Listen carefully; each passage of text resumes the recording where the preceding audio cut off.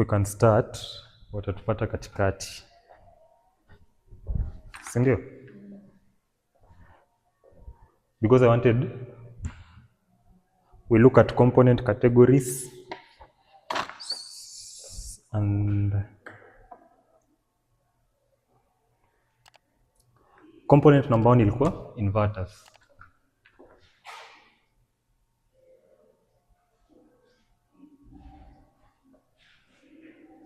So we define them based on category number 1 is by application.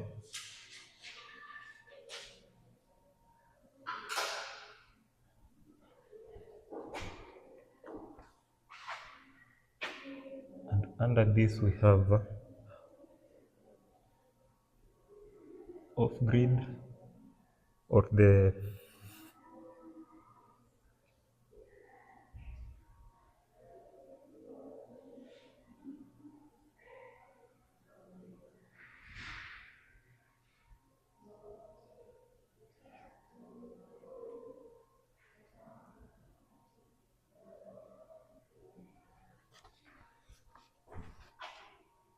so that's the first category by definition.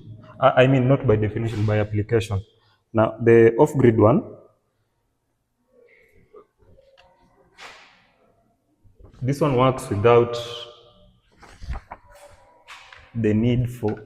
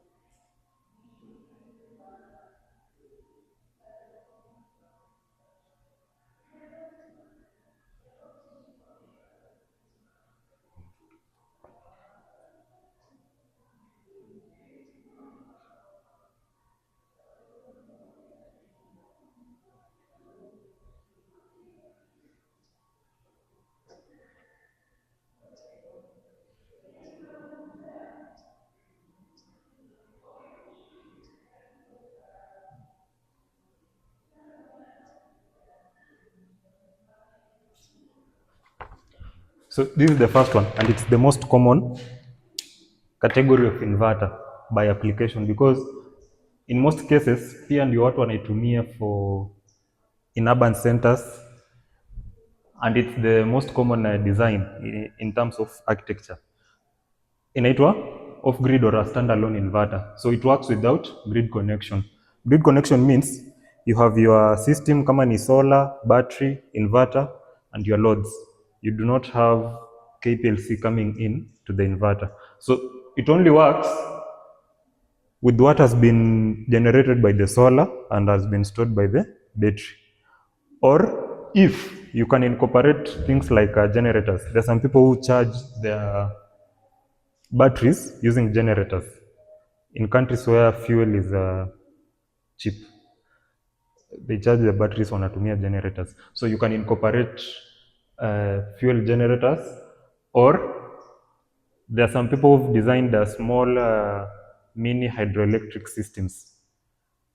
Ukienda in countries where people are hands-on, utapata mtu amedesign a small hydroelectric, akona shamba inafika karibu na mto, amejidesignia a small hydroelectric system, anajichajia batteries, and he's also supplying power to his house.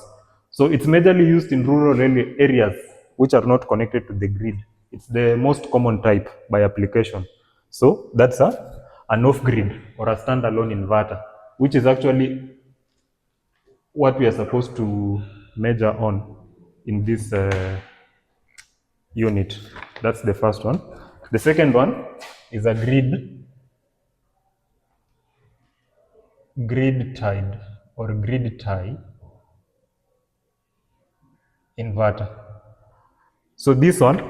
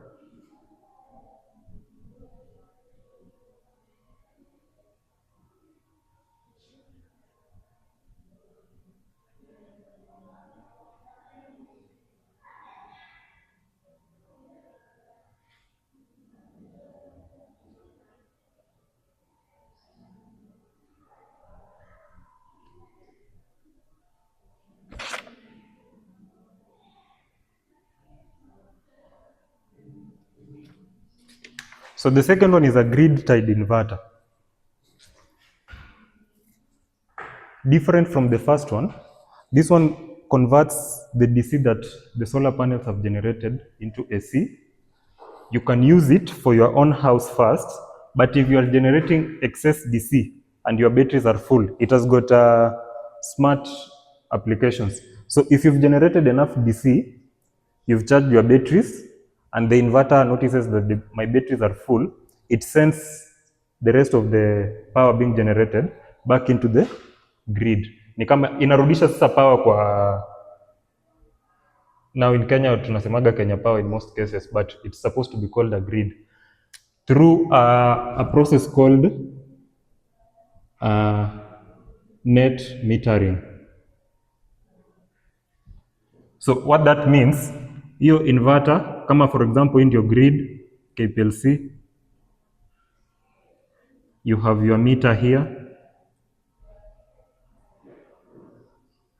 and then you have your inverter, and then you have your solar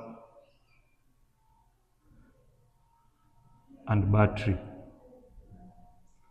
So here with this inverter, it can pick power that is flowing from the grid through this meter in account, and then it takes to your loads. Alternatively, whatever the solar and battery have, if the solar is generating enough and the batteries are full, it picks this power from the solar, takes it.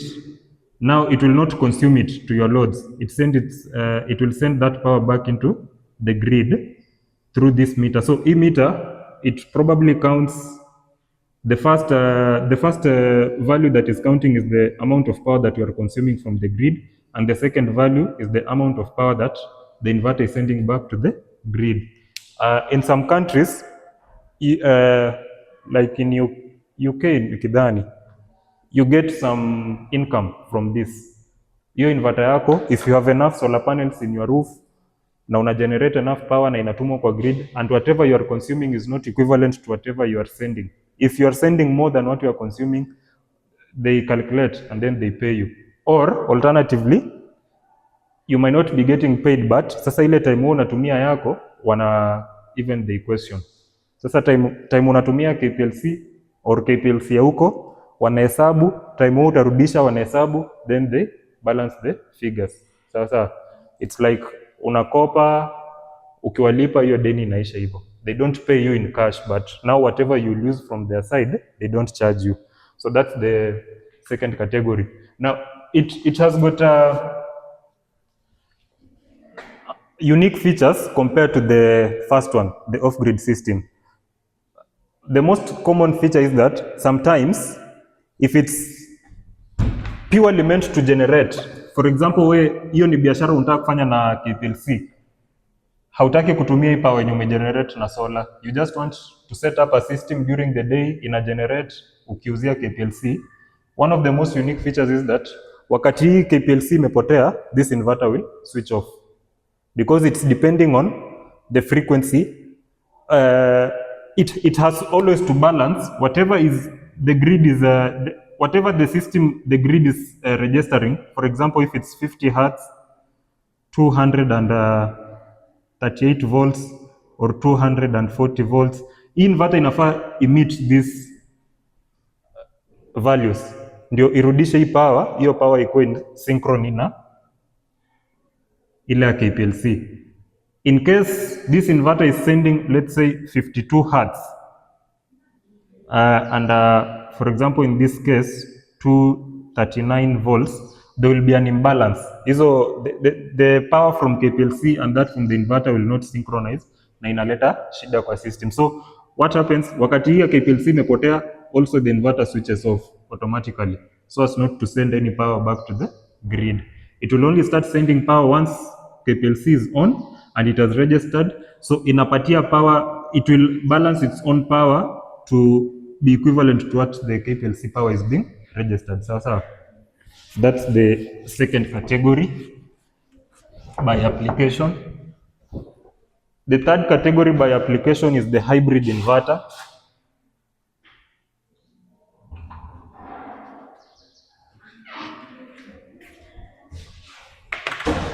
So this one, it combines some of the features of an off-grid inverter.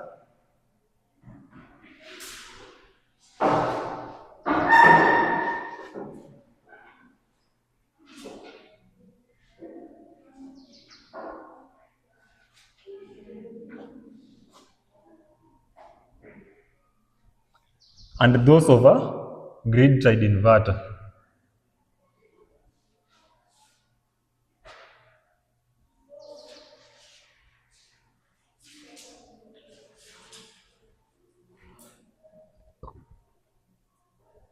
So what this means, the first inverter, the off-grid one, basically ni solar.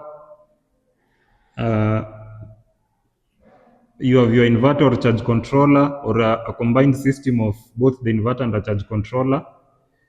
And then you have your loads, battery. And then loads.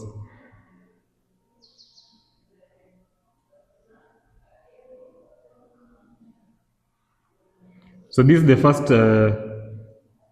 category by application. So this is an off-grid inverter. Solar, inverter, batteries, load, inaishia hapo. Then the second category by application is the grid tied. So the grid tied incorporates the grid.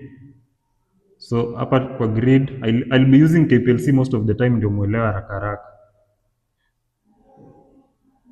KPLC. So with the hybrid inverter, this inverter combines both the functionalities of the first application and it includes this aspect ya connect back to the grid. So it can basically now what this one allows you to do, if your batteries are full, the solar is generating and you have loads hapa, it will analyze what time of the day it is, things like weather and everything. Some of them have got those, that smart application. So instead of sending power back to the grid, inatumia hiyo power on your loads, your internal loads. That is number one. Number two, it analyzes the system. In some countries kuna vitu zinaitwa tariffs. At night, in some countries at night, people are normally encouraged to consume power and the company, the KPLC of those countries, it will charge you a cheaper tariff than during the day. So hii system ikiona at night the tariff is cheaper, instead ya na if batteries are low, ina consume power from the grid kucharge batteries. Sawa sawa. During the day when the tariffs are higher, inachukua hii power ya solar inarudisha kwa grid. So it's just basically playing around with the functionalities enable it to play around with the different times and situations to make maximum profit out of the system. So that's a hybrid inverter. Now kuna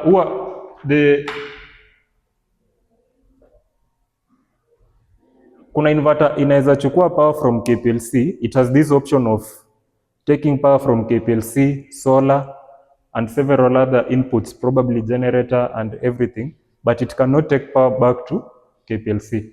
Iko na option ya kuconnect but not to send it back, sindio? So according to definition, that does not qualify as a hybrid inverter. It only qualifies as a hybrid inverter if it can allow power to flow in from the grid and back if it's needed to release that power. And the advantage of this one is that hata hii KPLC kipotea, this one will still be on, because KPLC kipotea, it will know that now since there's no KPLC and I have loads or I have a battery and it's not full, I still need to be on to ensure that if there's solar, I'm charging my battery and my client is not in darkness. So that's a hybrid inverter. So that was by application. Now by scale, category number 2 is by scale.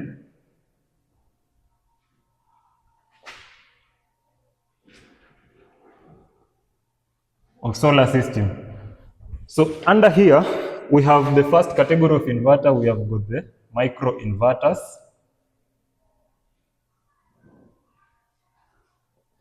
Number 2, we have string inverters.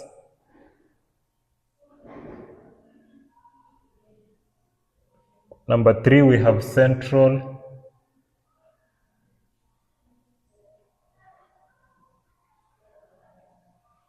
Inverters. So with micro inverters, this one's kwa panel yenyewe. With the micro inverter,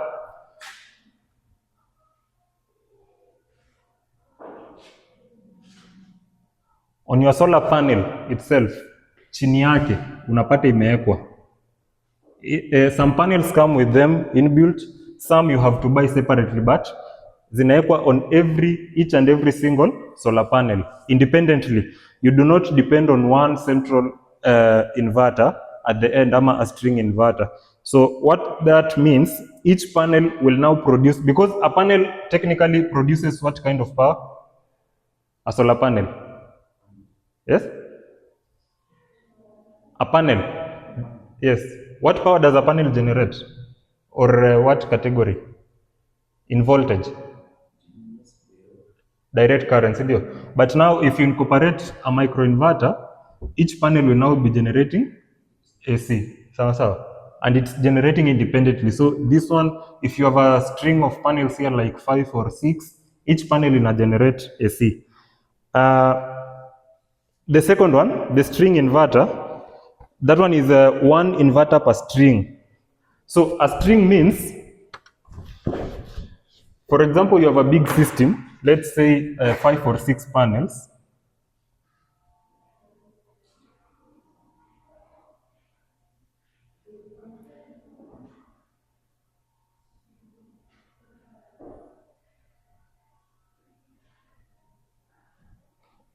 So in this case, this is just an example. This is one string.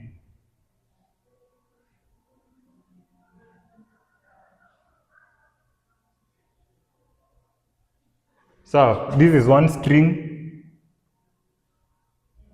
This is another one.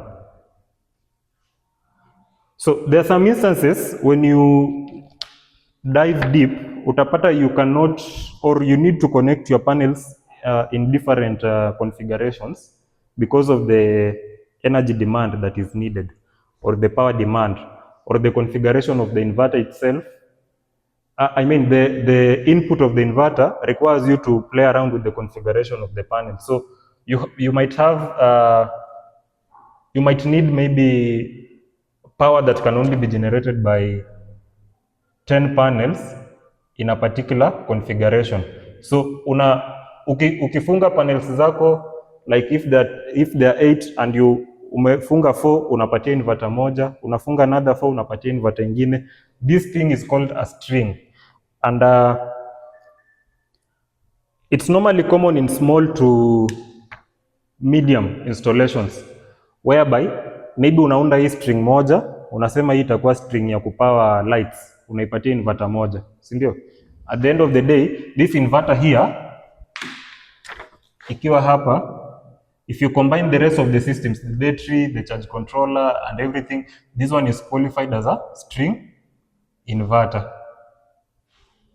So remember, by application, this inverter could be either an off-grid, a grid-tied, or a hybrid inverter. So by application, a string inverter could be an inverter. It's only that how you connect it to your system ndo inaipatia sasa hii jina. So ukifunga hapa another one on the same system, unafunga hapa another one. So this is one string inverter, this is another one. Sasa una dedicate specific loads to this one. Let's say lights, security system, and then this one you dedicate some other loads, let's say office sockets,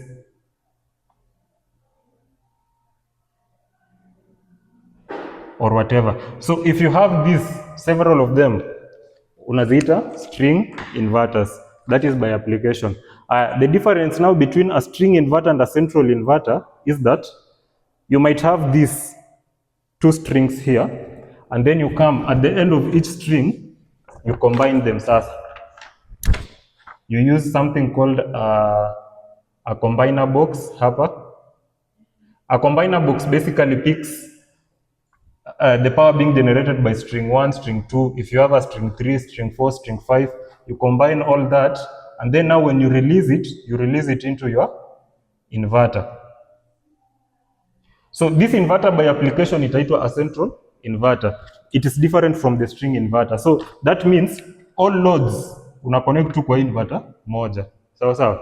That is by application. It could be any inverter. It could be the off-grid one, the grid-tied one, or the hybrid one. But based on this application, it's now called a central inverter. That is number 2.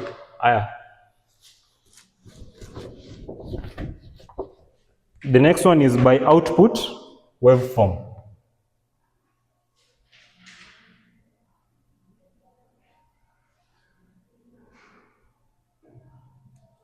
So under output waveform, basically, initially, because of advanced technologies, we used to have the square. The square, the square wave, and then the modified.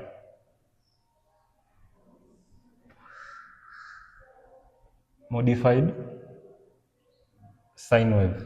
So what this means, and so today now we use the pure sine wave. So by output waveform, power from the grid AC or power from KPLC, if you want to plot it on a graph, you normally plot something like this.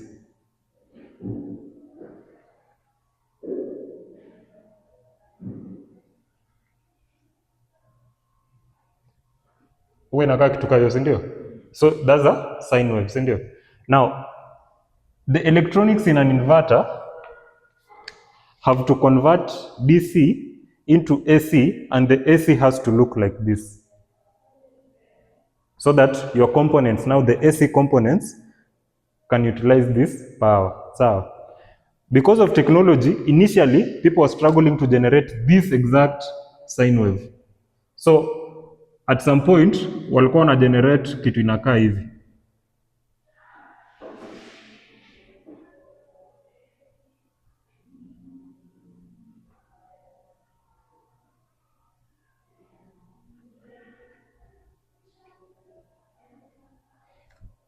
So it was not a perfect sine wave initially, but after advancing the technologies pole wakakuja wakaanza kugenerate a modified sine wave. A modified sine wave, it's not normally smooth, the curve is not normally smooth. Ukiangalia on your inaitwa nini, oscilloscope ama hii ndio ina study waves. Ukiangalia utaona ni some small squares hivi zinapanda mpaka ifike peak, alafu tena zinashuka hivyo. So if you smoothen the oscilloscope utaona kitu kama hii. Ukipunguza itakaa kama a sine wave, but it's not pure, it's a modified one. And then the pure sine wave. Now the pure sine wave is the most common one today because of the advancement in technology. Sasa unapata it looks almost similar to what KPLC is generating. And even it's not normally as smooth as such, because if you have a very sensitive oscilloscope, hata hii ukiangalia utaona iko na some, what do we call them, peaks. Kwa hiyo curve ukiangalia vizuri utaona iko na peaks, zina dip zikipanda. It's not normally a smooth thing, but it has been advancing over the years, so we just call it a pure sine wave. So this is by output waveform. Now all inverters today, not all but a majority of inverters today are generating pure sine wave. Sawa. A majority of them are generating pure sine wave. The fourth category is by phase requirement.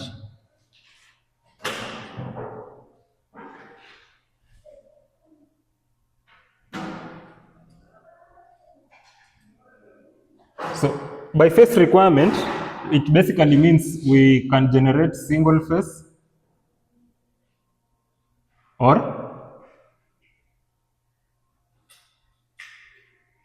three phase. So we have inverters. The most common domestic inverters are normally single phase. Basically it's the bulk of the market of inverters ni single phase za kutumia kwa nyumba, domestic installations, small scale commercial, even in industrial. Kuna industrial systems but wanaziweka tu in single phase, and then they now have several string inverters, so they power the loads depending on the different strings. And then we have got the three phase inverters. So this one is basically in a large stroke industrial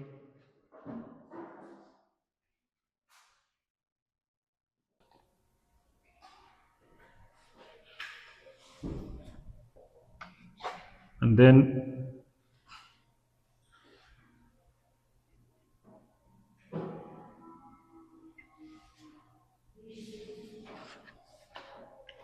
so under this category by phase requirement, it's normally just basic hivyo. It's either an inverter that can generate single phase or three phase. With single phase, this is the bulk of the market. Manyumba, small systems like schools, churches, hotels, most of them use the single phase. It's just big. The output, the capacity that it can handle. Unaweza pata ina handle up to 10 kilowatts. This one can go all the way up to a megawatt, a single unit.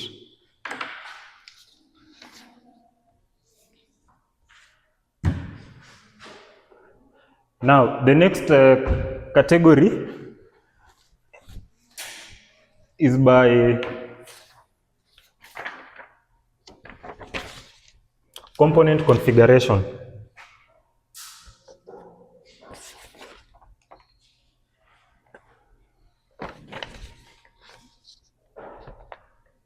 So we have hiyo ni number 5. Yeah, number 5 is by component configuration.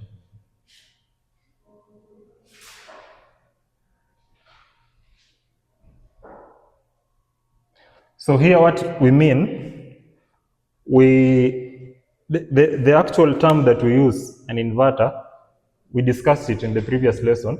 It's the gadget, but inside the gadget, we have got different subcomponents. We have got a charge controller. The most modern inverters unapata iko na a charge controller, a converter. Sorry, not a converter. Yes, a charge controller. What converts AC to DC?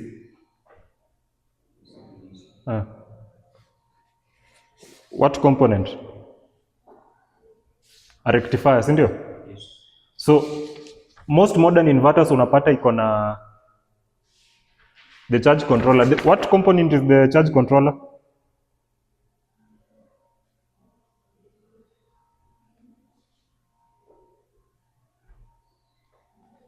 DC to DC.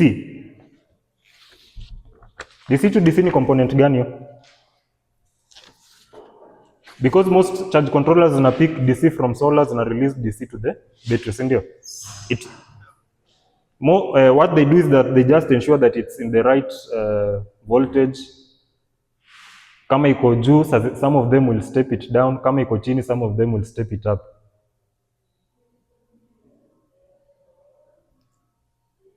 So in general, a charge controller is a converter, because a converter is a general term that uses to define a device that changes one form of electrical energy to another.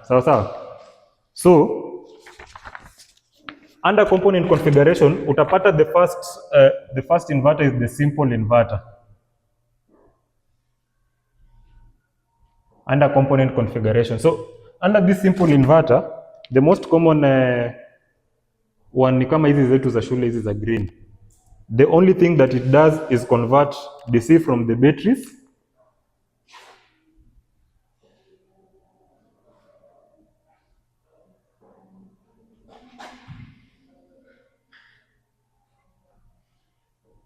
to AC.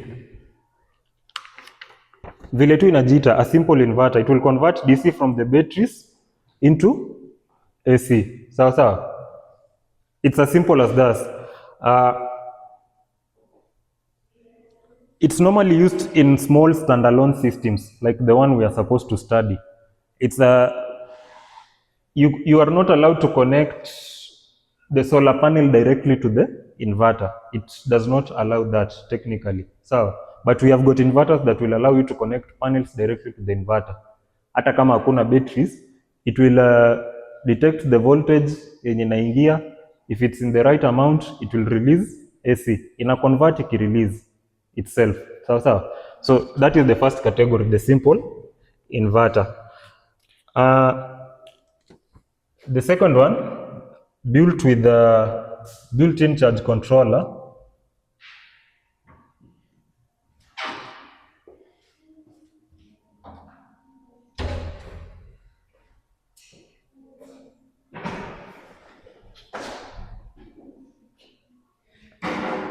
So this is the second common one. It incorporates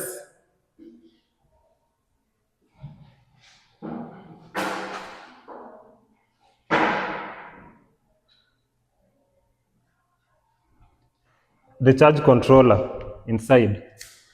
So what this means, in that one component, hiyo component inaitwa inverter, you can connect your solar panels directly to the inverter, and there's an output for the batteries. So it will pick DC from the panels, ina charge your batteries, and then it can also pick DC from the batteries na ina charge, it releases it converts it into AC energy, and then it releases it to your loads. So under here unaweza pata iko na both either MPPT or PWM controllers, charge controllers. It can have either. The third one, we have got the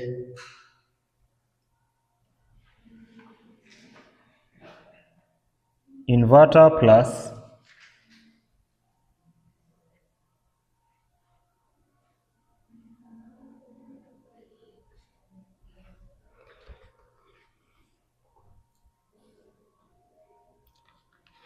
So this is the third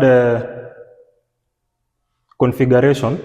Unapata in that one component, we have the inverter that will convert DC to AC.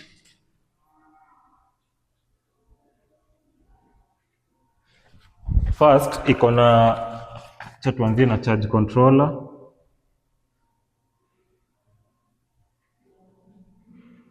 Second, iko na battery charger.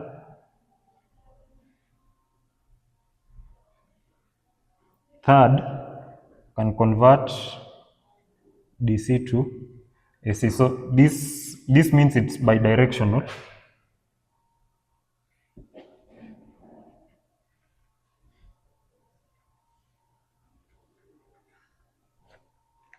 So with this inverter, unaweza connect your solar, your battery, and KPLC.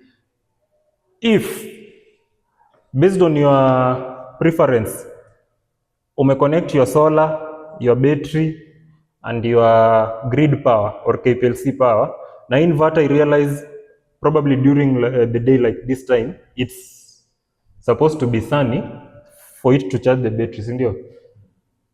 When this inverter realizes there's no enough power coming from the panels to charge the batteries, it will pick power from KPLC and it converts the AC power from KPLC, it converts it into DC na ina charge your batteries. When it realizes that it's during the night, when it realizes it's during the day,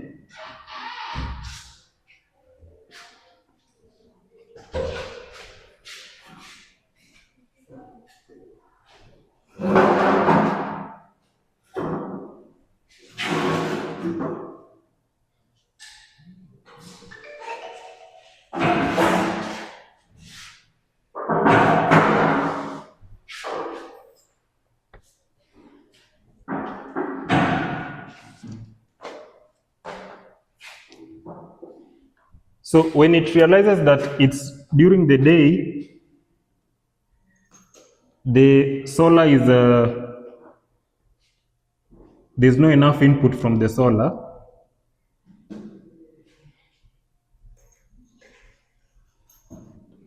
but KPLC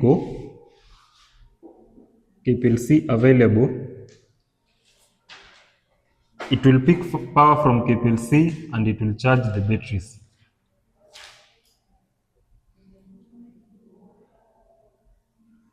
In the same inverter, you can find a configuration whereby if it's during the day, it may charge the batteries, or probably the batteries were not drained enough. So it's around 9, the batteries are full, and it needs, and you have loads on, it will pick power directly from whatever is being generated by the solar, and it sends it directly to the AC loads. It is not consuming whatever has been stored in the batteries.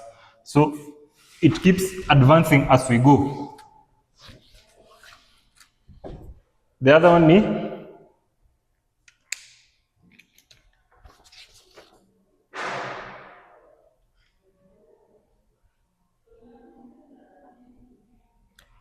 is an all-in-one.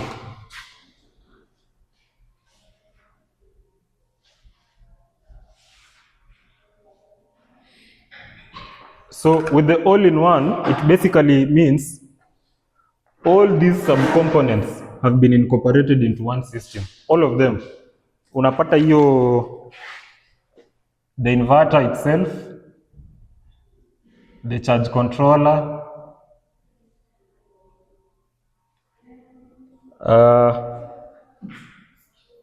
the AC charger, and something called an ATS. So an ATS is an automatic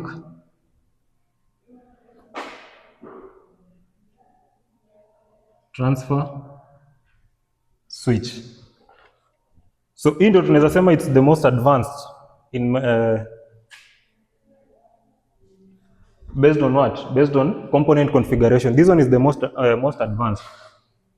With the incorporation of this component, the ATS, it means that inverter inaweza fanya some of the following. One, it can pick DC from the solar and charge the batteries. That's the first. Number 2, it can pick DC, convert to AC to loads. It can pick DC, convert to AC and send it to the grid. And then it can pick DC from batteries, convert to AC and utilize it on the loads. It can pick DC, convert to AC, send to the grid. And then what else?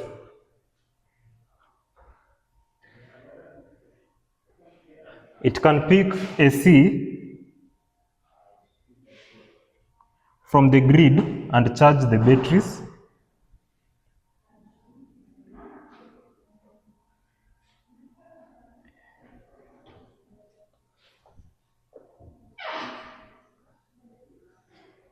And then with the incorporation of this component, the automatic transfer switch, you can connect 2 or more generators. So you can connect the solar generator, that is the panels. You can connect a fuel generator or a diesel generator. You can connect, what else? A hydroelectric mini heap. So this inverter can initiate. Wakati solar iko chini and every other thing else is not working, it can switch on a generator by itself. Inatuma signal kwa generator, and if the generator has got a self-start mechanism, inawaka, it sends AC. Based on now on demand, what is in demand at that particular moment.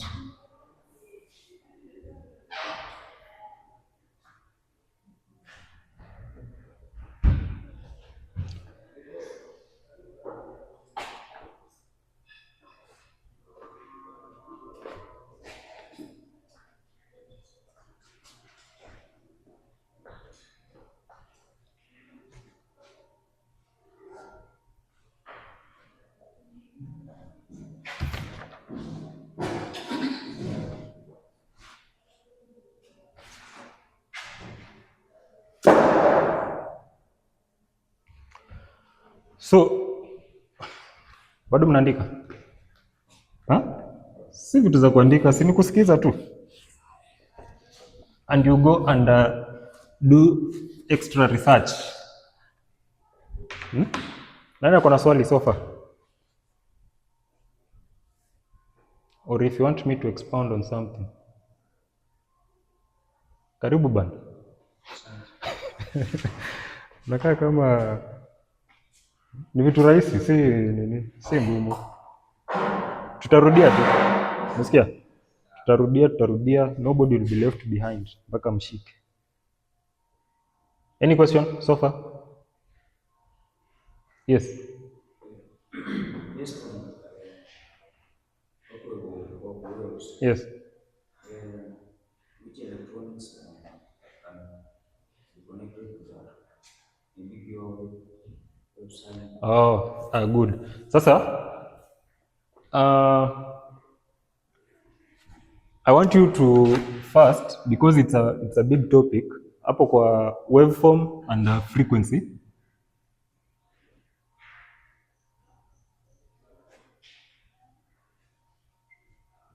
So we have got different categories of loads. Sawa. We have got resistive loads. Are they resistive or inductive? Pasi ni load type gani? Pasi or water heater? The coil in a pasi, does it induct?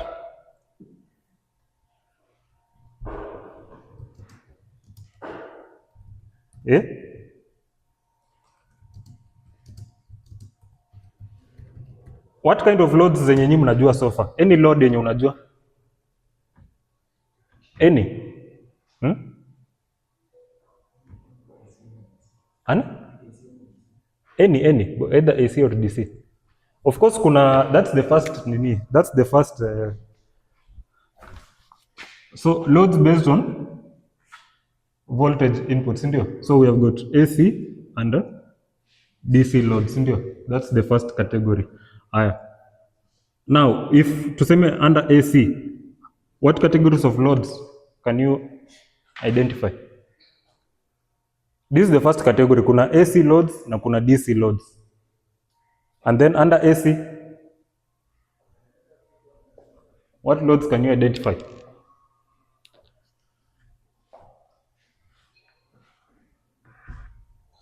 The difference between, for example, a water heater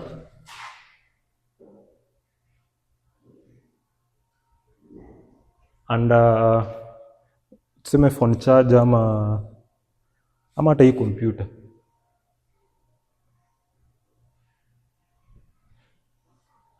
Who can tell me anything that is different between these two loads?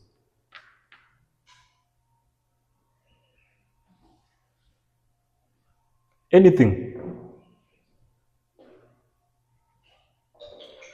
How does a water heater generate or function? Ukitaka kutumia water heater, how does it function? Either kama ni ile ya bafu, the instant shower, or ile ya kudipe kwa ndoo. How do they work? For it to generate that heat sasa, to boil water, what happens? To your socket outlet. To generate heat, sindio? So what happens for it to generate that heat? Nini huwa imefanyika? Is it induction kweli? Because si iko na, okay, tuseme ni hiyo ya bucket, iko na two terminals, the live, the neutral. Most of them hazinanga the earthing terminal, but sawa. Ziko na? Sawa, wacha tuweke hiyo kwa body hapa, si ndio? So you have something like this, alafu inazunguka.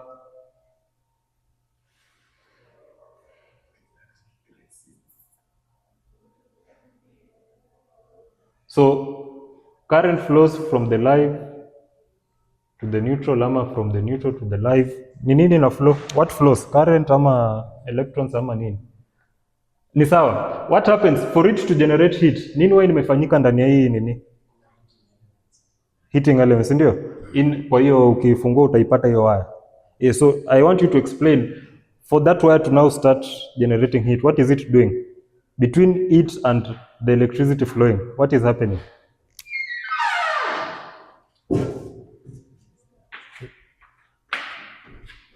See, there's some resistance. That resistance will generate the heat, sindio? Now, depending on the resistance, this resistance is what will determine the capacity. So, the bigger the coil, the larger the resistance, the more the heat. The smaller the coil, the lesser the resistance, the lesser the heat, sindio? So, we've got these categories of load. They are normally called resistive loads. So, any other category? Now tulikuwa tumeongelea, this is a water heater. Now what about a computer? So any other category of load under resistive loads that you know? Yes? Sasa wacha tumalizie kwanza nini? Yeah, any other load that you know under resistive loads? Apart from water heater, pasi ni iron box. Yes. Any other? The incandescent bulb ile ya yellow, ile ya kitambo, si ndio? Incandescent lamp, si ndio? Any other? Coil, yeah, cooking coil ama heating coil.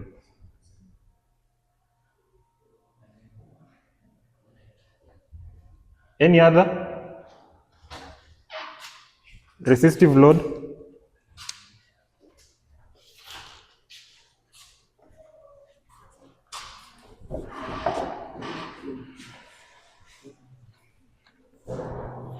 hapa hii ni assignment ya kwanza.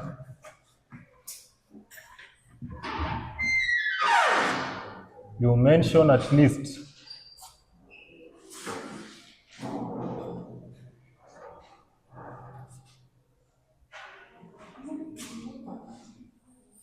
sawa. Go and find out at least 10 resistive loads. Sawa sawa. That's your first assignment. Haya. Inductive loads. Any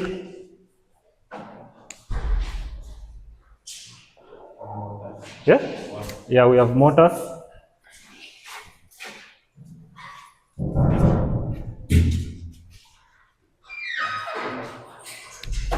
We, mko na lesson nyingine sasa? Gani?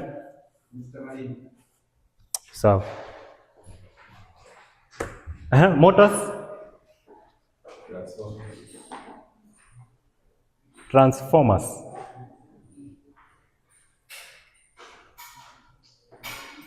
Transformers. Transformers ngoja kwanza.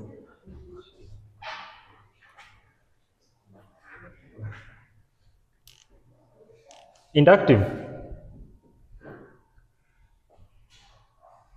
Unajua motors umefunika vitu mingi because a motor is a component inside a larger gadget, si ndio? So unaweza pata for example any gadget yenye unajua ama any component yenye iko na motor, it's like a motor is part of the bigger nini. Unaweza pata kama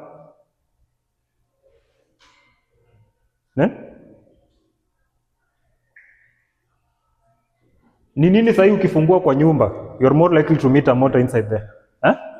Blender, yes.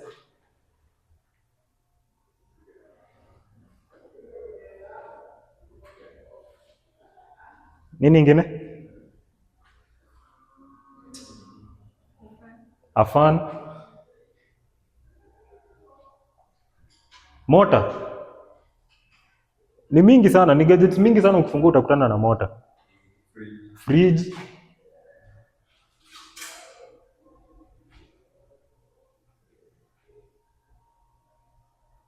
Nini ingine?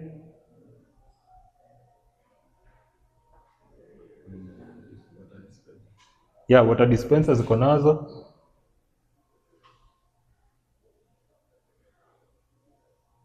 So basically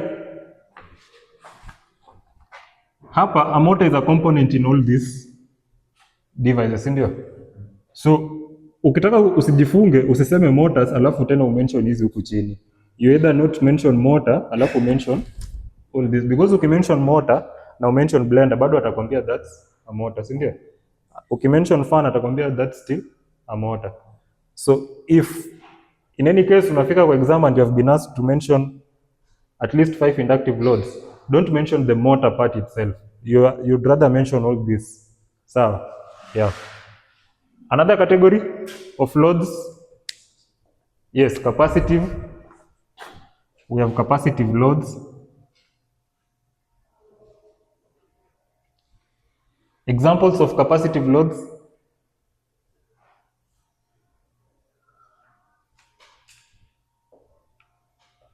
Examples of capacitive loads.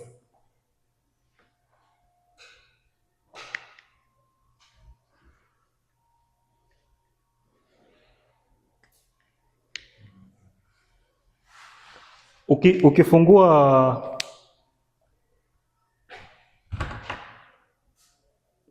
sijui kama niko na driver huko ndani. If you open an LED driver, unaona hizi lamps za LED. The normal tu LED lamp hii ya kuweka kwa lamp holder. If you break the upper part, kuna kitu huwa iko hapo ndani, some small electronic component. Yeah, or kwa hiyo nini yake wameisolder. Ukifungua the bulb huku mbele utapata wamesolder some components here. Sawa? That because most LEDs they convert AC to DC. Ndio hizo bulbs wake. So this circuit here, it's normally called an LED driver. Sawa sawa. So that's an example of a capacitive load. The LED driver. Any other? So basically capacitive loads, they normally, tunaweza sema they normally store and release energy. Like they do not just allow energy to go through from the source to the load. Unapata most of them ziko na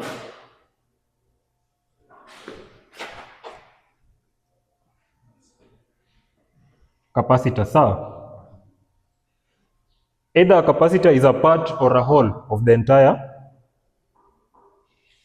component, sawa sawa? That's why zinaitwa capacitive loads. They will store some charge before releasing it to the load. Any other load hapo? Hiyo, so hizi ni resistive. The next one ni inductive.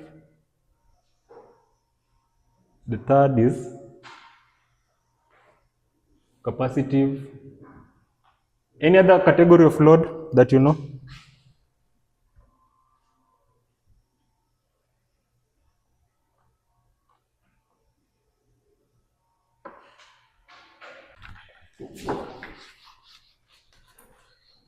So your question ilikuwa inauliza what sine wave is recommended for what loads, ndio? Today kitambo ilikuanga the resistive loads zinakuwa connected kwa inverters zenye ziko na, they don't necessarily have to be pure sine waves, the resistive loads, sawa sawa, because most of them they are loads that they are not electronically sensitive. Ni hiyo tu kama hiyo heater, as long as kuna voltage inapita it will work, it will generate heat, sawa. But in most cases, even today, most people don't connect resistive loads to inverters. Ukitaka tuseme a small heater, hata tu ile ndogo ya ndoo ya kuchemsha maji, utapata it's around 1 kilowatt, si ndio? Inverter ya 1 kilowatt, an inverter that can comfortably allow 1 kilowatt to be consumed from the batteries, the smallest one ni around okay, the best unaweza pata from around 23,000, but now depending on quality, most of the best quality ni around 27 as you go up, just to support a water heater, so but this same inverter can support a TV, radio, mention anything else, computers, Wi-Fi,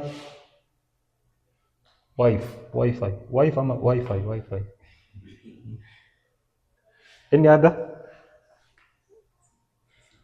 Yes, CCTV. All these you can connect on the same inverter at the same time and it will support them, sindio? But immediately you come and connect aka kawataita kadogo, you have to take away all this, because most of this utapata kama TV, most of them ni around 40 to 60 watts, most TV, sindio?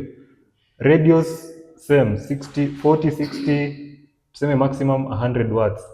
Computers same 60 to 100 watts. Most Wi-Fi gadgets pia around there 60 to 100 watts. Some of them hata hazifikangi. CCTV pia like that 60 to 100 watts. So you can have a combination of loads, 10, 20 of them, they will be supported by that 1 kilowatt inverter. And then unapata mtu mwingine anakuja tu na hiyo tu hita moja, it has to take all this out of the equation. So most people don't connect resistive loads kwa inverters. Sasa they connect the rest, capacitive, inductive, capacitive, yes, but resistive, most people don't. In terms of the sine wave, most loads nowadays, most inverters nowadays are produced to pure sine wave. The technology has advanced. So kwa sine wave hapo usidhani kama kuna mtu atakuuliza ati what load can be connected to what sine wave. The frequency now, kuna high frequency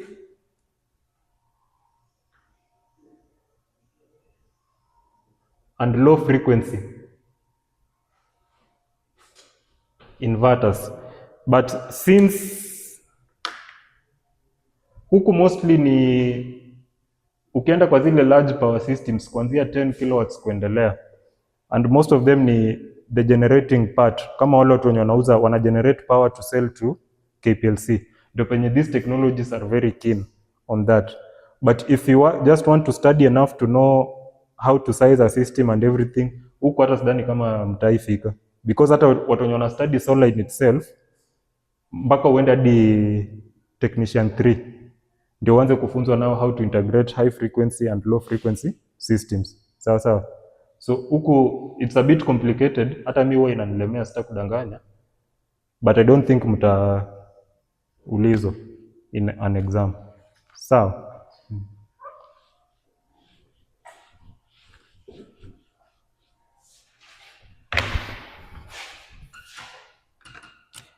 So kulikuwa na swali lingine ya we were to find out the difference between a rectifier, converter, inverter, and what else? Ebu? Nani aliangalia? Yes? Converts AC to DC.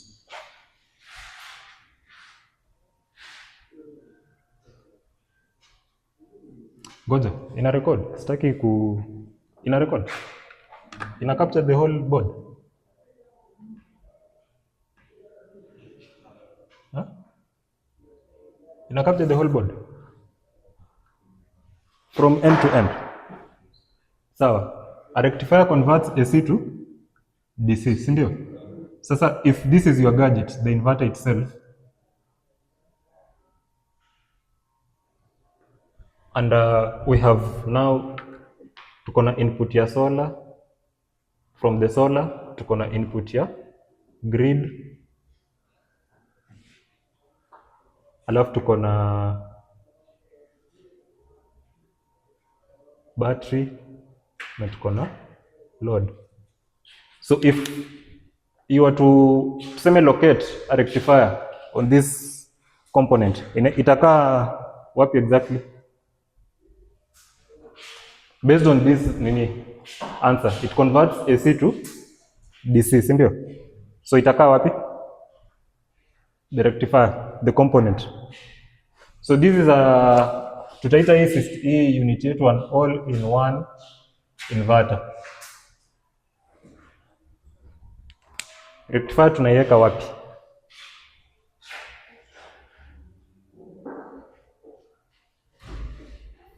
Hii grid ndio KPLC.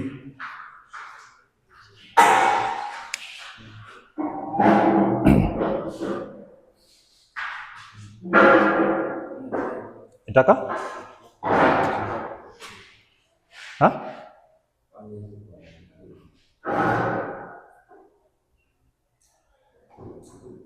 So assuming kuna kitu kama hiyo, tuseme hapa ni 1 2 3 4. So rectifier inakaa wapi? In which box?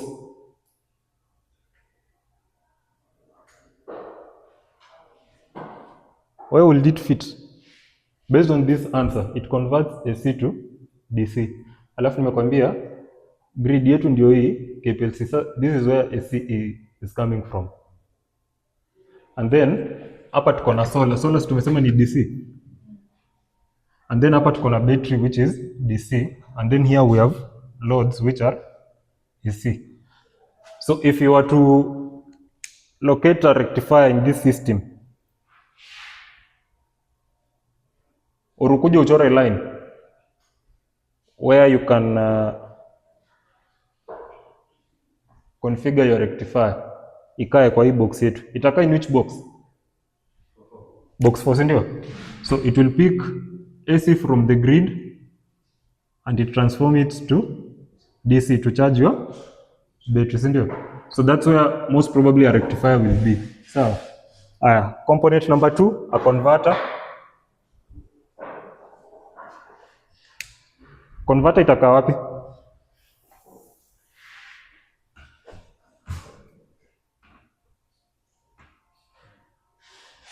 Hmm?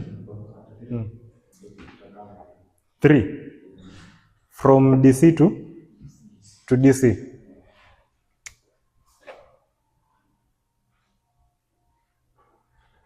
So inabaki inverter itakaa wapi? Now the component, subcomponent. 4 hapa ni AC to AC. These are loads. Loads zinachukua. Grid inaleta. This one is bidirectional. It takes. This one is bidirectional. Inaweza chukua ama i-release. So where will our inverter operate from? From 3. So from here, it either feeds this box to the loads, or if it's a grid-tied system, it will release back to the grid. Now, ina convert DC to AC. This term converter, it's an umbrella term. Ukilemewa kabisa, a converter can do anything. It can convert DC to AC or AC to DC. So, or AC to AC. So a converter is a general term. So in most cases, what wanaitumia to refer to the charge controller. So we shall answer na DC to AC. But if you say a converter does DC to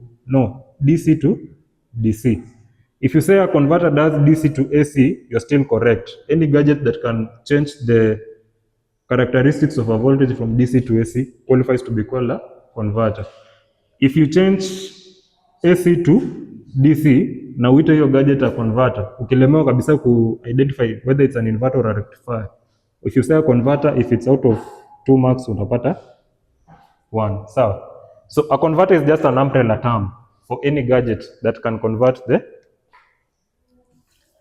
form of energy to another. So kuna subcomponents, hizo watu wa nini ndo watasoma, watu wa level 6. In here kuna BJTs, MOSFETs, transistors, what else? Kuna diodes, kuna thyristors, kuna nini ingine mnajua?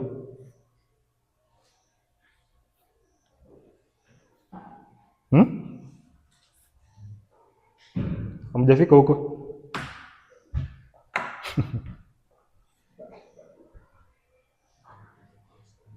So now that was the identification of inverters based on categories.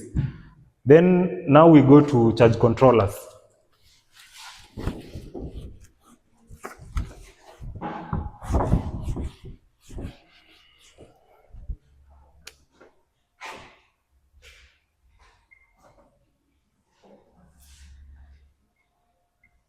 So hapa the most common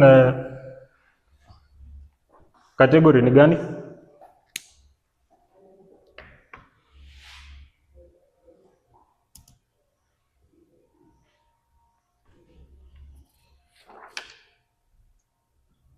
The most common category of charge controllers ni gani? If you want to identify charge controllers, vile tumeanza na inverters.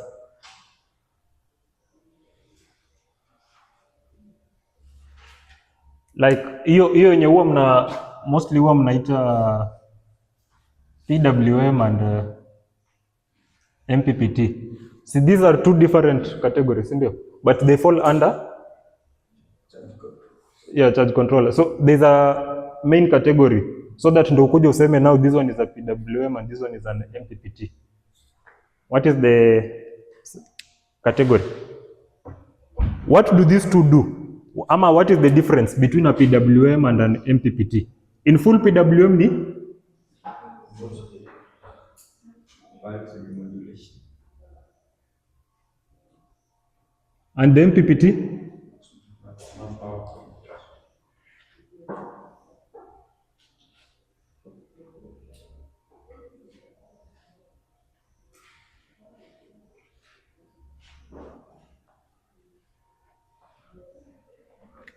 So this is how they regulate voltage between the solar and the battery. Hii technology ni different na the PWM technology is different from the MPPT, sindio? So here, this main category here is the regulation method. How do they regulate energy flowing into the batteries? And under here pia kuna another one, kuna ile inaitwa relay type. Relay type charge controller. So with PWM zinafanya aje kazi?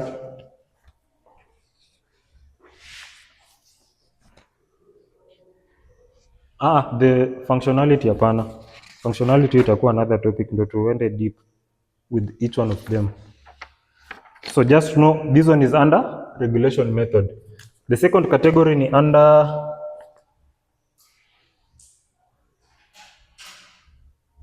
control method. Hapa tuko na shunt and series.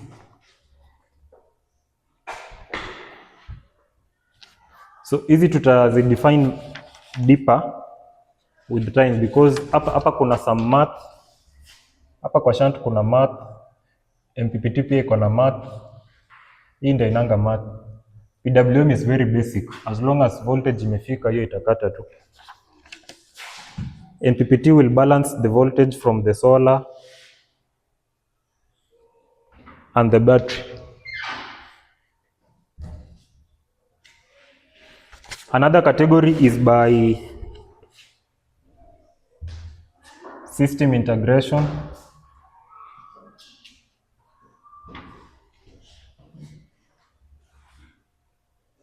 So by system integration, the first one is the standalone,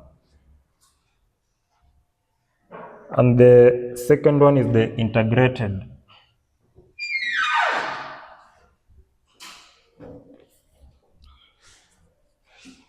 So the standalone is zile basic kama zile zenye mnatumiwa kufunzwa.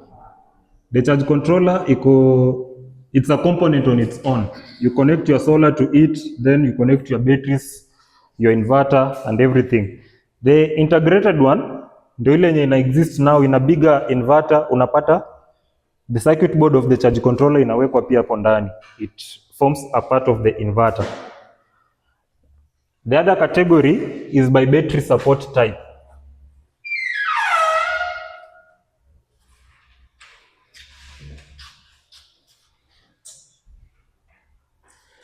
So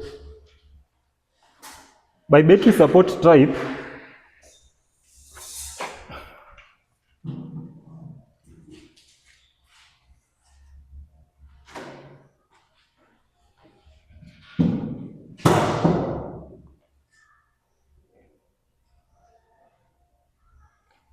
so we have got different categories of batteries depending on the chemical structure of the battery.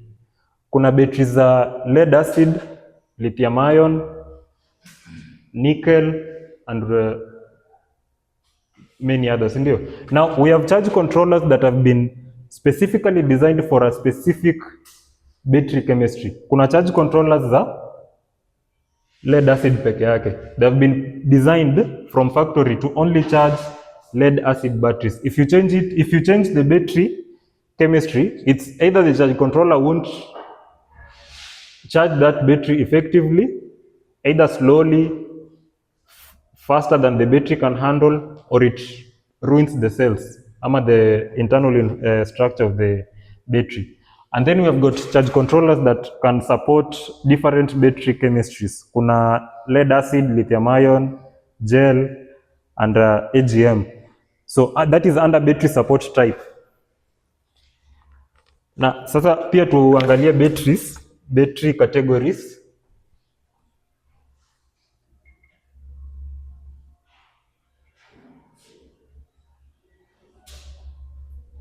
So under battery categories kuna now by chemistry, this chemistry yenye tumeanzia hapa. So hapa kwa chemistry, hebu mname zenye mnajua. The chemical component that has been used. Ya kwanza nimesema ni lead acid, which is among the most common. Another one? Lithium ion. Another one? Na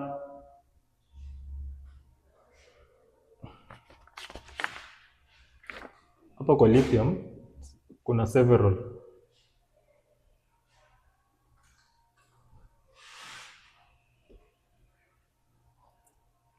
Put this under your assignment.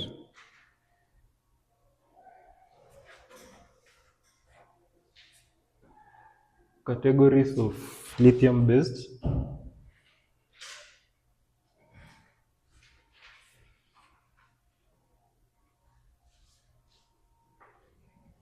Categories of lithium based batteries under your assignment. So under lithium iko na several sub-chemistries. You go and find them out under that. And then kuna number 1 is chemistry. Number 2 is by design, ama by architecture, ama by construction.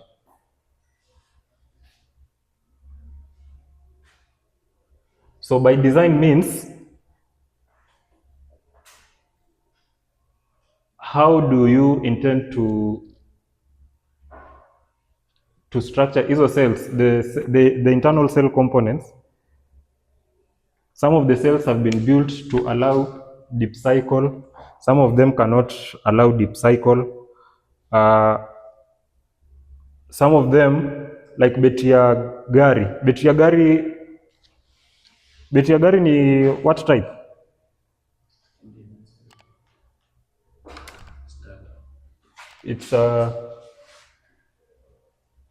It's a starter battery, si ndio? Yeah, starter.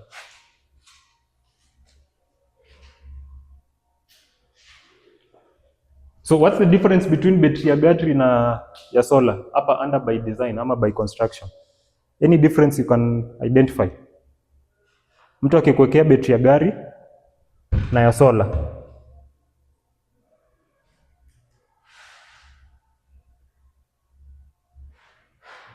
What's the most common difference that you can identify?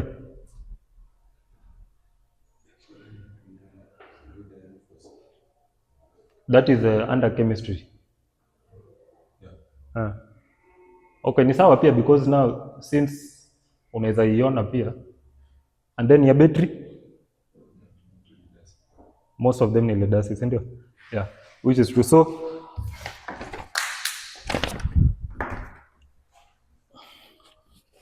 kuna batteries zinaitwa deep cycle.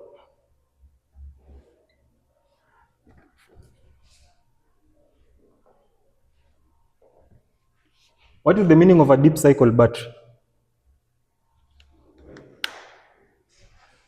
What is the difference between these two, betri ya gari na ya solar, in terms of deep cycle and or in terms of the cycle charge?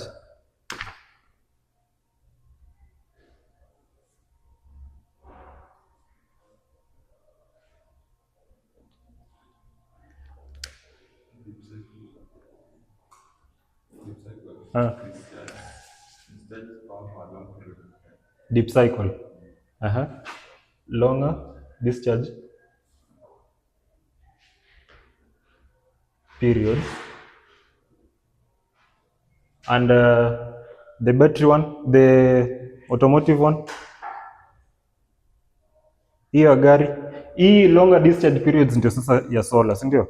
You can charge it alafu utumie overnight. In some instances unaweza itumia overnight, in some cases even 2 to 3 days before you deplete it. What about your gari?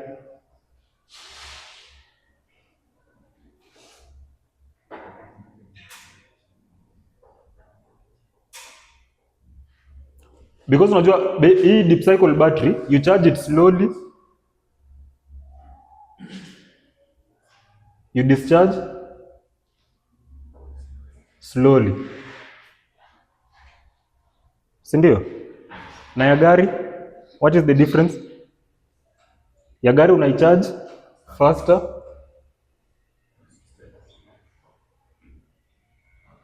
you discharge faster, si ndio? So the chemistry of a deep cycle battery will allow you to charge it slowly and discharge slowly, si ndio?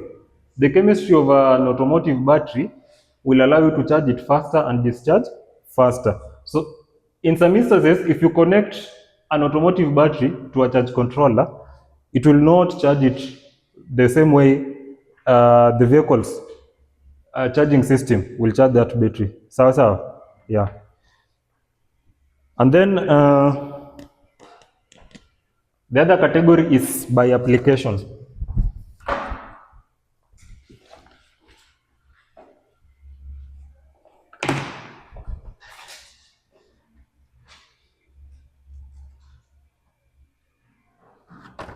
So under application kuna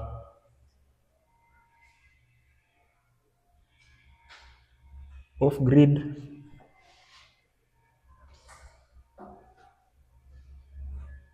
hybrid,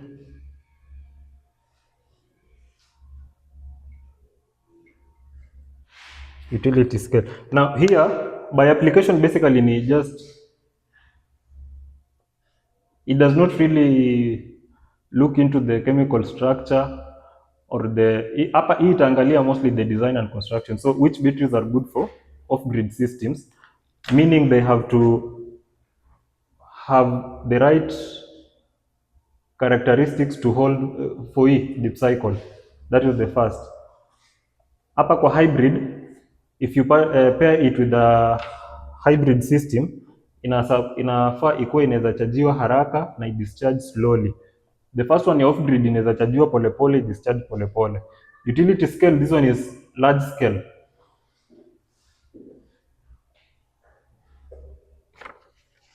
Hizi ni zile za tuseme power generating companies. Kuna kitu inaitwa BESS, battery energy storage systems. So utility scales ni zile kubwa kabisa. Unaingia mahali unakutana na betri inatoshana tuseme na hii the whole of this workshop. So that is by application. So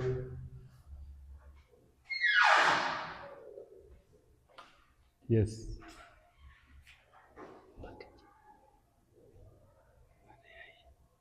Huh? Baada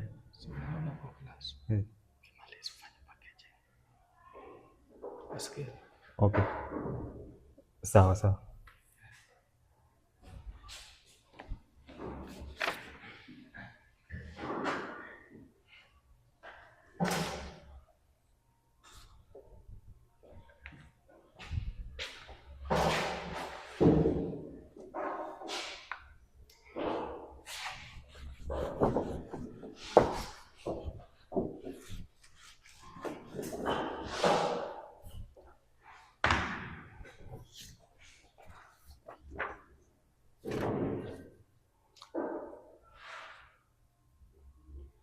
So tusome for another 30 minutes and then we go.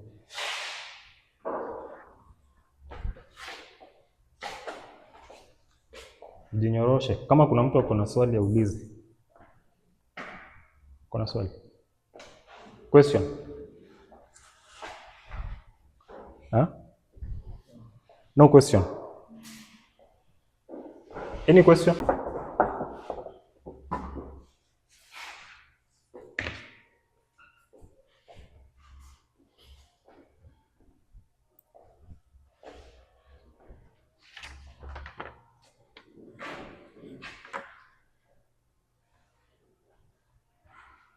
Kuna swali bana. Nini nakufurahisha? Unaona tu solar notes za solar unafurahi. What is making you happy? Nani? Nikumbushe jina yako sasa. Ati Toto. Lavenda. Hauna swali? Ha? Uliza swali yote. Even if it's not related to what we are learning.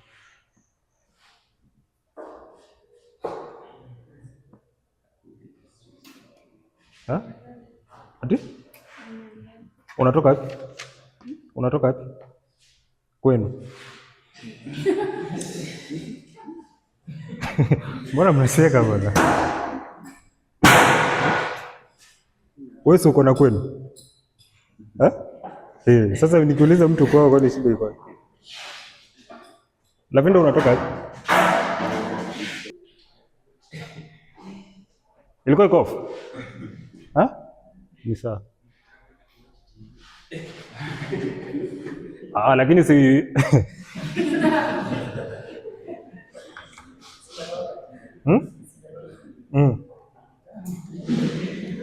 Sasa ukisema ni kitambo unamaanisha nini?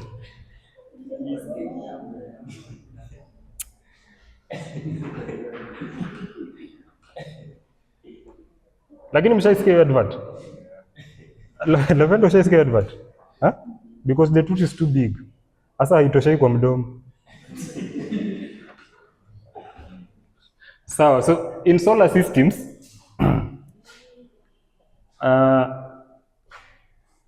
for example you have tuseme these are our loads, sawa? Your printer, computer and these other things. If once you've finished your learning, client anaweza kuapproach akwambie I have a house probably 2 bedroom ama 3 bedroom and I want you to tell me how much money I'll need to buy the components that will serve my house. Sawa sawa. It's normally tricky compared to grid connected loads ama grid connected houses. It's tricky because some components kama hizo zenye tulikuwa tunaongelea, we shall dive deep on the different categories of loads ndio tuone how to size our system depending on number one, the type of load. Sawa sawa. That's something you should know. Asa, I'll use a very small analogy to introduce.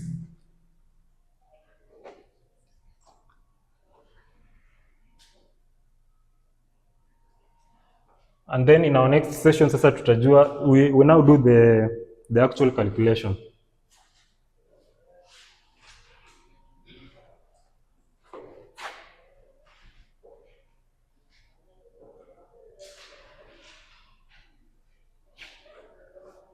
So for example, this is a supermarket. Market inakuanga na R wapi?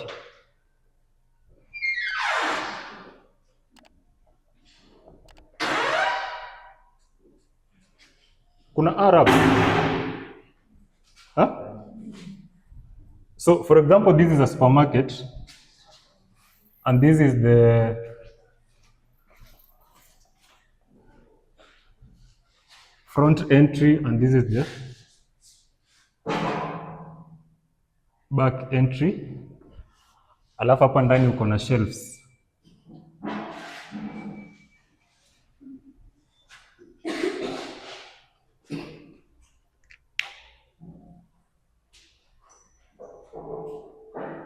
Hii inaweza kuwa supermarket gani?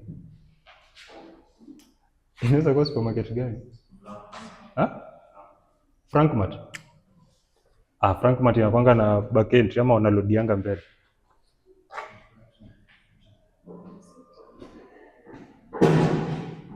Supermarket ingine?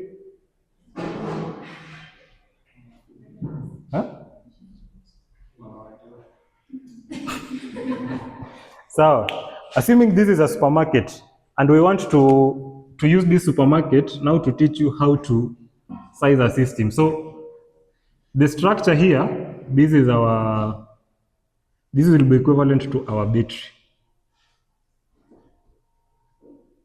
battery bank. Hapa penye watu wanaingia wanazurura alafu wanatoka.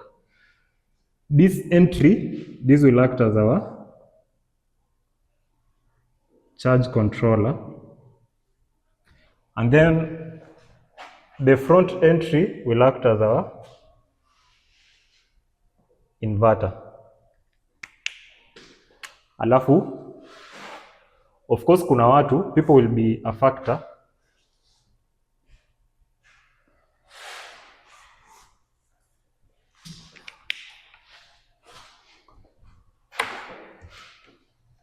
Now hapo kwa shelves tumesema the shelves are our, or this space penye shelves ziko ni battery bank. So what is our charge? The equivalent of charge in this supermarket.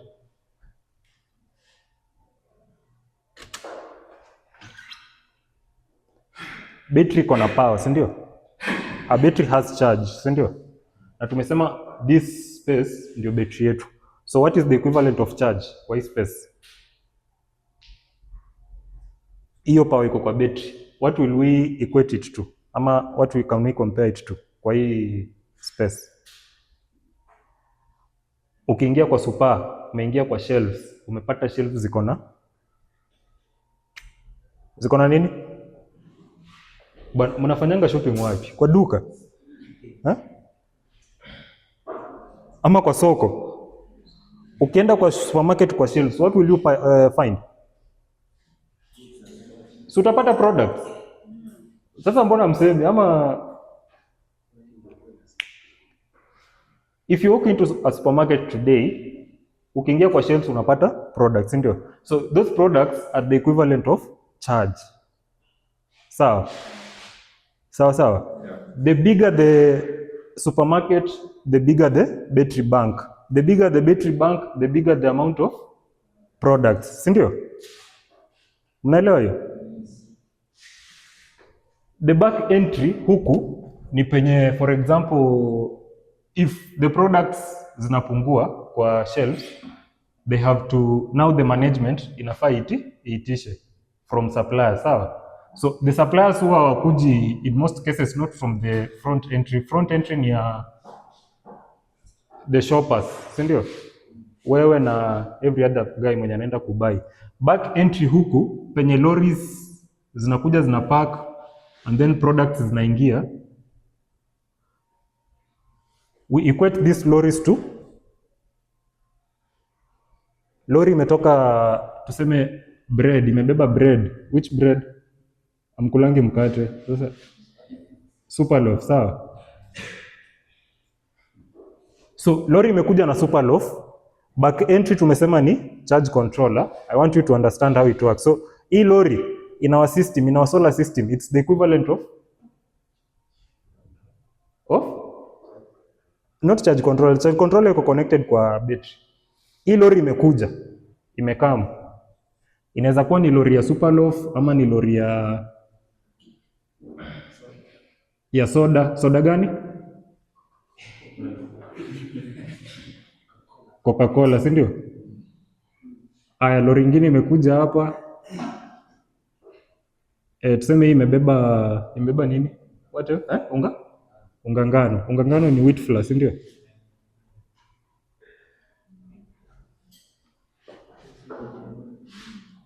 Zote zimeleta hizi products, zinataka kuingisha kwa supermarket, si ndio? So hizi lorries ni equivalent ya load. Hizi zinaleta, they are bringing, si ni solar? So the bigger the lorry, the bigger the, na solar ikiwa kubwa inaleta nini kubwa? Not battery, yeah, the charge, si ndio? Yeah, so hii like for example hii ya wheat flour itakuja na wheat flour mingi isukume kwa hizi shelves, si ndio? So this one is bringing charge. The product, the size of the product is equivalent to the size of the charge yenye inaleta, si ndio? So if you have, for example, uko na hii ya wheat flour na hii ya Coca-Cola na hii ndogo ya Superloaf, which one do you start with offload? If you were to, wewe unafanya hapo kazi and you've been told to organize the offloading of these things, unaanza na gani? Yeah? Bigger on hii ya Superloaf. Not ya Superloaf, ya wheat flour, si ndio? Why?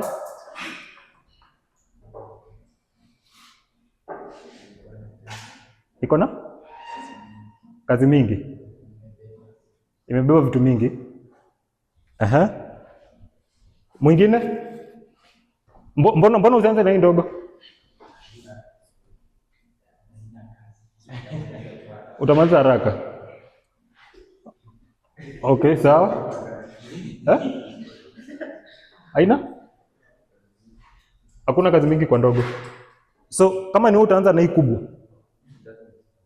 Utaanza na Superloaf, hii ndogo. Alafu ndo ukuje kwa hizi kubwa. Reasoning ni hakuna kazi mingi. Sawa. Aya, wacha tuachane na solar. But you have understood, the lorry is an equivalent of a solar, sawa? Of a solar panel. The bigger the lorry, the bigger the amount of products. And the products are the equivalent of charge. Sawa. Now we have our charge controller. Our charge controller here, tumesema ni equivalent ya hiyo mlango ya nyuma ya supermarket. Sawa. So if we have, tuseme we have a small door hapa. Hii ndio mlango, si ndio? Na hizi lori zote ziko hapa. What does that mean? Now you have to offload all of them within a day. What does it mean? Ama within a specific time, tuseme between 9 and 3 p.m. 9 a.m. and 3 p.m. Na hii mlango ni ndogo and all these are here, zinataka ziingishe. Labda mse wa wheat flour anataka arudi wapi? Kampuni ya wheat flour ni gani?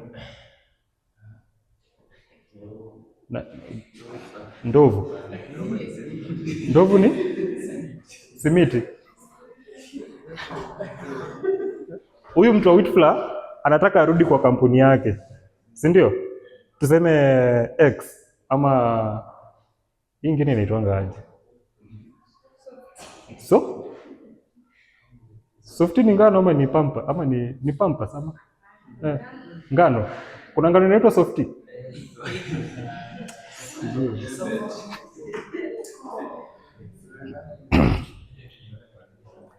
Sawa. So huyu mtu wa lori anataka arudi home, si ndio? And you have between 9 a.m. and 3 p.m. kuoffload hizi vitu zake, sawa? And at the same time, mse wa Superloaf inafaa arudi Superloaf, si ndio? Na mse wa Coca-Cola inafaa arudi Coca-Cola, si ndio? And this is a small door. Technically nini ina happen sasa? Utachelewesha, si ndio? Itabidi offload lori moja kwanza kama ni ya Coke, because movement kama door ni ndogo, you can't have many people moving in and out, si ndio? Sasa utamalizana na mse wa Coke, ukuje umalizane na mse wa Superloaf, ndio ukuje umalizane na mse wa wheat flour, si ndio? Now in case you increase the size of your door, tuseme uilete hadi hapa, what happens? Inaisha haraka, si ndio? So hata wote wakileta products zao at the same time, mnaingia mbio, mnapanga shelves, au jamaa wanarudi kwa penye wametoka, si ndio? So within this same time 9 to 3 p.m. unaweza offload hizi within a short period. Tuseme mnaweza anza 9 am malize tuseme 12 pm. 12 ni pm ama noon? PM. Noon inaanza sanga 12:01. Noon ndo 12, si ndio? So 12 ni noon ama ni pm?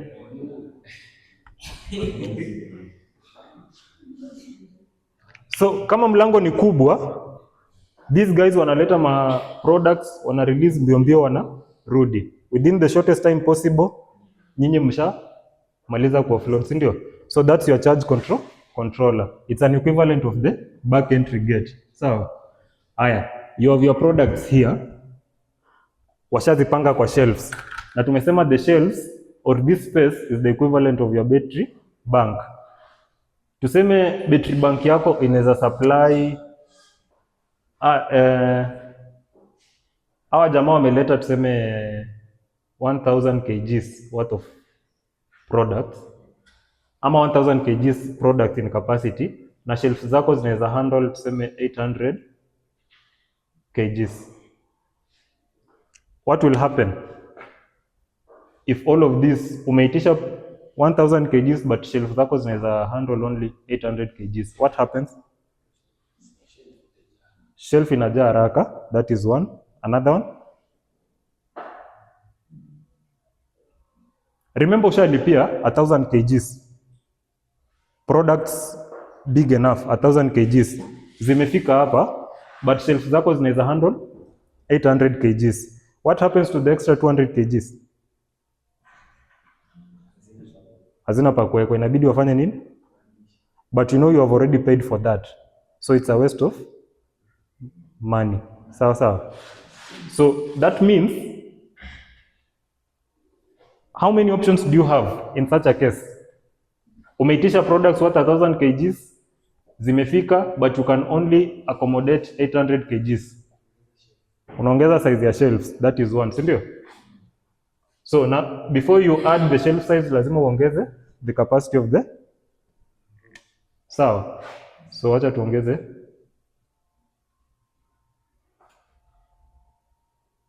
tumeweka hapo an extra shelf. So hiyo ita accommodate the 1000 kgs. Sawa. So hii tumesema this is the battery bank, an equivalent of the supermarket floor area. Aya, huku mbele our inverter, this is the front entry mbele ya supermarket. For example, you have a small entry na uko na watu wanakuja washaingia or wanaingia. In a case where your door can accommodate maybe movement ya 2 people in, 2 people out, na hapo uko na tuseme 10 people at the same time, what happens? Your door can only accommodate tuseme 2 people can only walk in simultaneously and 2 people can only walk out simultaneously, but you have 10 people hapa nje. What happens? Before now you figure out on increasing. Tuseme uko na mlango wako ina accommodate 2 lakini hapa nje uko na watu 10 na hapa ndani already pia kuna wengine kama tuseme pia wengine 10. What happens? Pole pole, si ndio? So it's either uslow down traffic ya wenye wanatoka, ushughulikie wenye wanaingia, ama uslow down traffic ya wenye wanaingia, ushughulikie wenye wanatoka, si ndio? That is now your inverter. Now if you want to speed up the process, the first option ni you increase the size of the door, si ndio? That is the first option. Unaweza increase size ya mlango, so ukuwe na another 2. So at any given time unaweza accommodate 4 in, 4 out, si ndio? Mnaelewa? A smaller inverter means a smaller load. Sawa?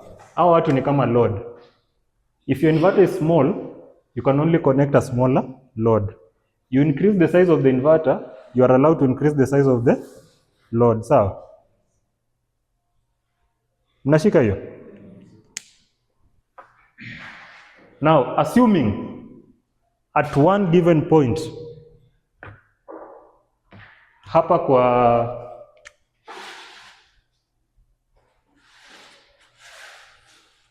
place watu inafaa watoke, kuna cashiers, si ndio? Assuming at one given point uko na watu 10, you can accommodate 10 people at the same time, wanaingia 10 wanatoka, but hapa kwa cashiers hakuna cashiers. Kama inafaa wakuwe watano, labda watatu wameenda break, wamebaki wawili. Nini ina happen? Kazi inaenda pole, si ndio? So if you were to clear 5 ama shoppers at the same time, inabidi una clear 2 kwanza, wanasonga hivyo, si ndio? Because the other cashiers wametoka. So our cashiers are an equivalent of the electronics inside an inverter. Sawa? The bigger your electronics ama the more efficient they are, the faster the clearance, ndio? So the power leaving your battery ndio itoke haraka in good form, isi slow down the process of shopping. Lazima your cashiers wakuwe speed, accurate, na wakuwe pia basically they have to be efficient. Sawa? Because hata wakiwa watano, yes, but wako slow in themselves, they are slow, bado pia kazi itakuwa slow, si ndio? Sawa. The same way in a solar system, you have to figure out first the sizes of your individual components. Once you figure that out, ndio inakuja inakusaidia how to size these subcomponents kwa hiyo the entire installation. Now, what determines how big hii supermarket itakuwa? Assuming wewe unataka kujenga hiyo super, umekuja hapo for the first time, now you are the technician. So, you've approached an area, that's the first time you are there, inafaa, we are using that analogy, ujenge hiyo supermarket. What is the first thing that you have to know or to look at before you even determine the size of the supermarket, the size of the lorries that will be bringing you products, the size of the shelves, the size of the door, both back and front? What are you looking at first? Demand, sindio? So demand hapa ni 10 people. If umekuja kwa hiyo area ukapata si 10 people, tuseme ni 50 people, it will inform the decision of how big your front entry itakuwa, si ndio? Hii demand also ndio ina determine how many shelves ama how big utajenga hii space yako, si ndio? Now this one ndio ina determine how big the back entry inakuwa, sawa? And then this one is the one determining how many lorries and how big the lorries can come, sawa? So demand basically means the load. Na hapa the 50 people are an equivalent of tuseme TV, radio, CCTV, lights, a fridge. So look at all these components as a person. So if it's only 3 people, your front entry, which is the equivalent of the inverter, inaweza kuwa hapa. So you can accommodate 3 in, 3 out. So but if you have extras, umelist hizo loads, which is an equivalent of people, that is what now determines how big ama how small the inverter will be. So you start from there. The load inaitwa load profiling.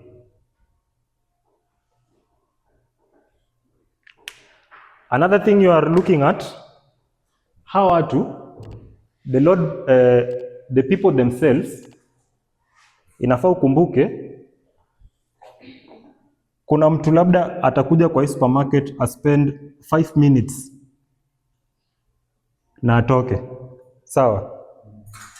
Kuna mwingine atakuja a spend maybe 30 minutes na afanye nini? Atoke. Na kuna mwingine atakuja sasa anazurura tu. Yes, he is shopping but hatoki. Those are categories of loads. Kuna load yenye utaconnect kwa inverter for 5 minutes, imalize shughuli yake, ifanye nini? Udisconnect, si ndio? There are some loads utaconnect kwa inverter very early in the morning ama zimebaki hapo permanently. Yes, like a TV, si ndio? Ama security lights, ama CCTV. Ziko hapo permanently. Hazitoki. Also that load ndio ina determine how big your battery will be, si ndio? And the kind of door now. Sasa for example, uko na hapa kwa entry. Tuseme hii ni entry, na kwa hii entry one of this load ni sijui nikikompea na mama mnono sawa, ama mbaba mnono, si anahitaji mlango kubwa yani yeye peke yake anahitaji space kubwa, yeye peke yake, si ndio? Inafaa umcreate space yake, ucreate a way hapa kwa inverter penye ni yeye peke yake anaweza fanya nini? Kupita, si ndio? Na mtoto wa class 2 wakati umecreate hizi utamweka kwa kategoria general, because mtoto wa class 2 atapita penye mbaba mnono atapita penye mtu mwembamba atapita.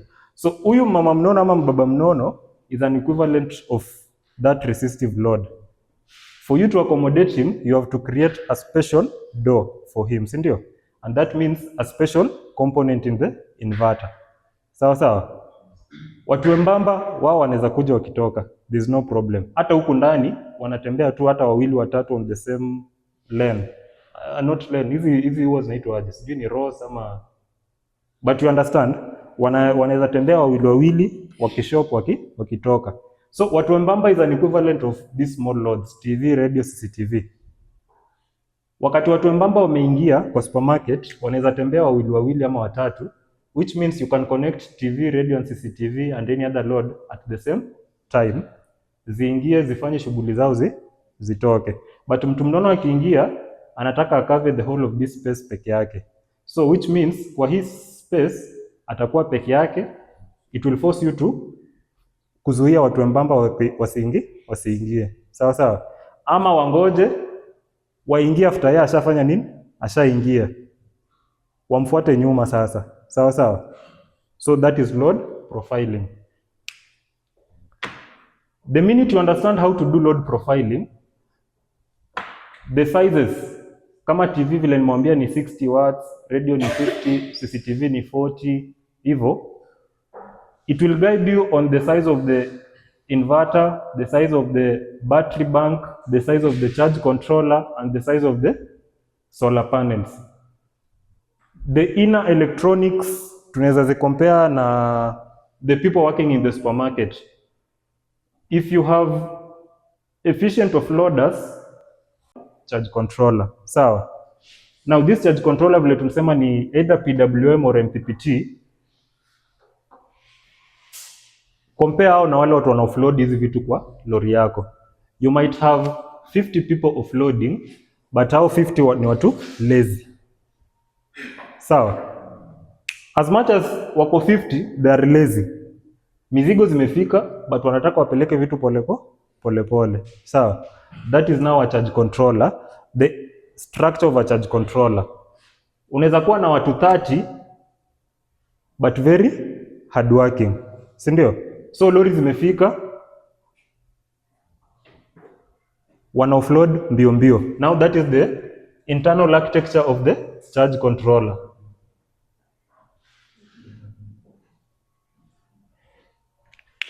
The PWM versus the MPPT. One is lazy, one is efficient. Sawa.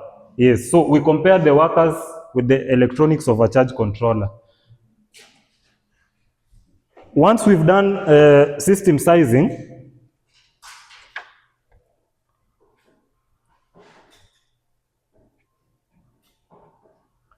once tumefanya hiyo hesabu ya system sizing, we shall group you now into 10. Sasa tuanze kufanya the practicals. Hii itakuwa na assessment. Once umefanya mtakuwa sasa mmefanya 3 each, si ndio? So nataka nimalize and then now we just start doing practicals. Now we change, kuna ile exercise nilisema ya 50 Ah, 100 Ah. So from here itakuwa sasa ni practicals until we are through. So start assess tena. Sawa. So when you find time unakuja tunafanya whichever practical hujafanya, hivyo mpaka tumalize. Mimi nitasays tu only 3 peke yake. Sawa? Haya. Another thing I wanted to share. If you have uko na supermarket yako hivi, kuna kitu inaitwa charge cycle.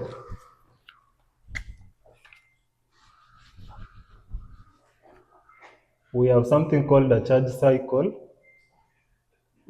and then we have got a DOD inamaanisha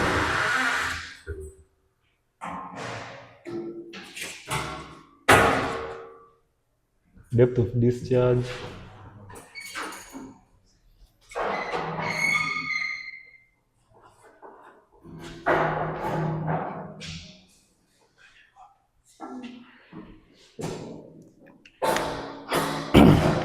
So kuna hizi terms, kuna charge cycle, kuna depth of discharge, kuna days of autonomy na kuna state of charge. Tuanze na charge cycle. A charge cycle is equivalent to, tuseme ndo umefungua your doors for the first time. Umeshajenga supermarket yako, hao watu wamekuletea vitu zao, ngano, mkate, Coca-Cola, umeshajaza kwa your shelves. Sasa tuseme that is the first time unafungua your doors. So hao watu wakikuja the first time wanapata shelves ziko full, si ndio? Nataka msikie because that's some of these terms that determine how we do the math. You've already built your supermarket, you've already assembled kila kitu, your solar system, sawa? When things come from most manufacturers, vitu kama battery, zinakwanga at least they have been charged at least to 80, 90, some 100%, si ndio? Now let's assume the first time you are opening your doors of the supermarket, wanapata vitu zimejaa ndani, sawa? The battery is full, sawa? People come in, they shop, they go, si ndio? Wakitoka, the amount of products, kama tuseme ilikuwa 1000 kgs, utapata imepungua let's say by irudi mpaka tuseme 500 kgs, si ndio? Sawa? 1000 kgs is a state of charge. State of charge can either be 0 or 100%, sawa?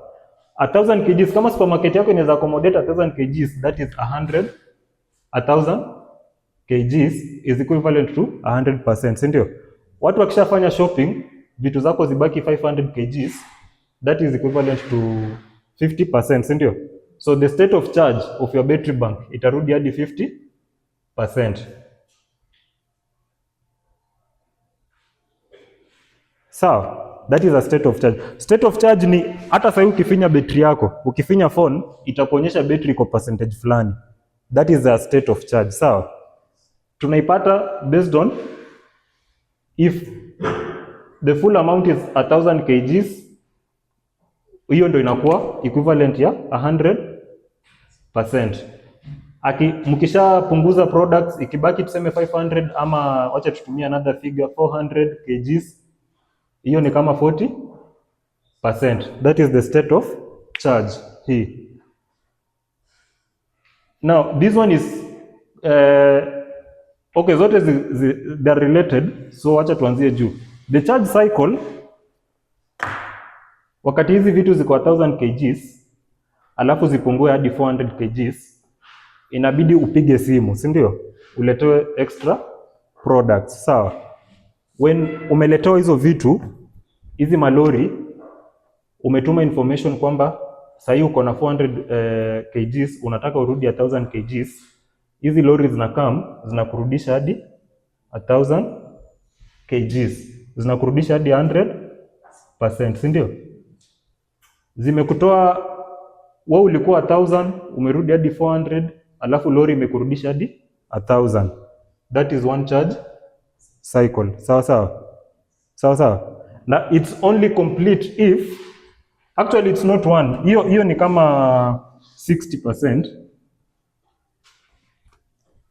A complete charge cycle ni kama ulikuwa 1000 kgs umerudishwa mpaka 0 kgs.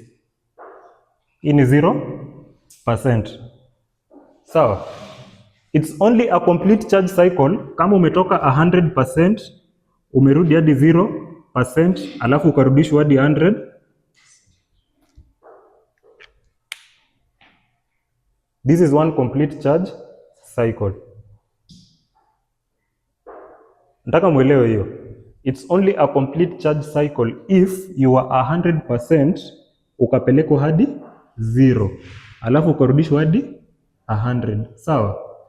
Now, in normal operations, hata kwa supermarket, hakuna supermarket italau vitu zikuwe depleted kwa shelves kabisa, yani ukiingia hakuna kitu, ati ndo wafanye wapige order, si ndio? Watangoja vitu zikuje, tuseme ilikuwa 100%, watatumia ikifika maybe 60%, wanafanya nini? Wanapiga order, si ndio? Wanarudishwa mpaka 100%, sawa? So technically hapa ametoka 100 hadi 60, that's 40%, si ndio? Sawa? That is the first time, not a complete charge cycle. And then akisharudishwa 100 tena zitumike ama watu wanunue mpaka 60%. Mwenye supermarket apige a second order, si ndio?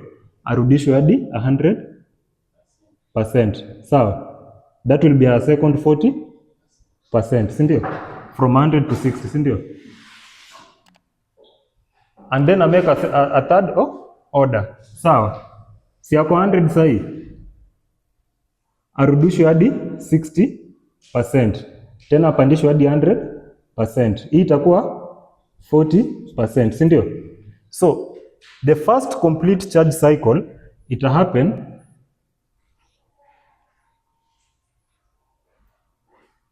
hapa. Hii 40 plus 40 is 80. Plus hii 40 ni 120.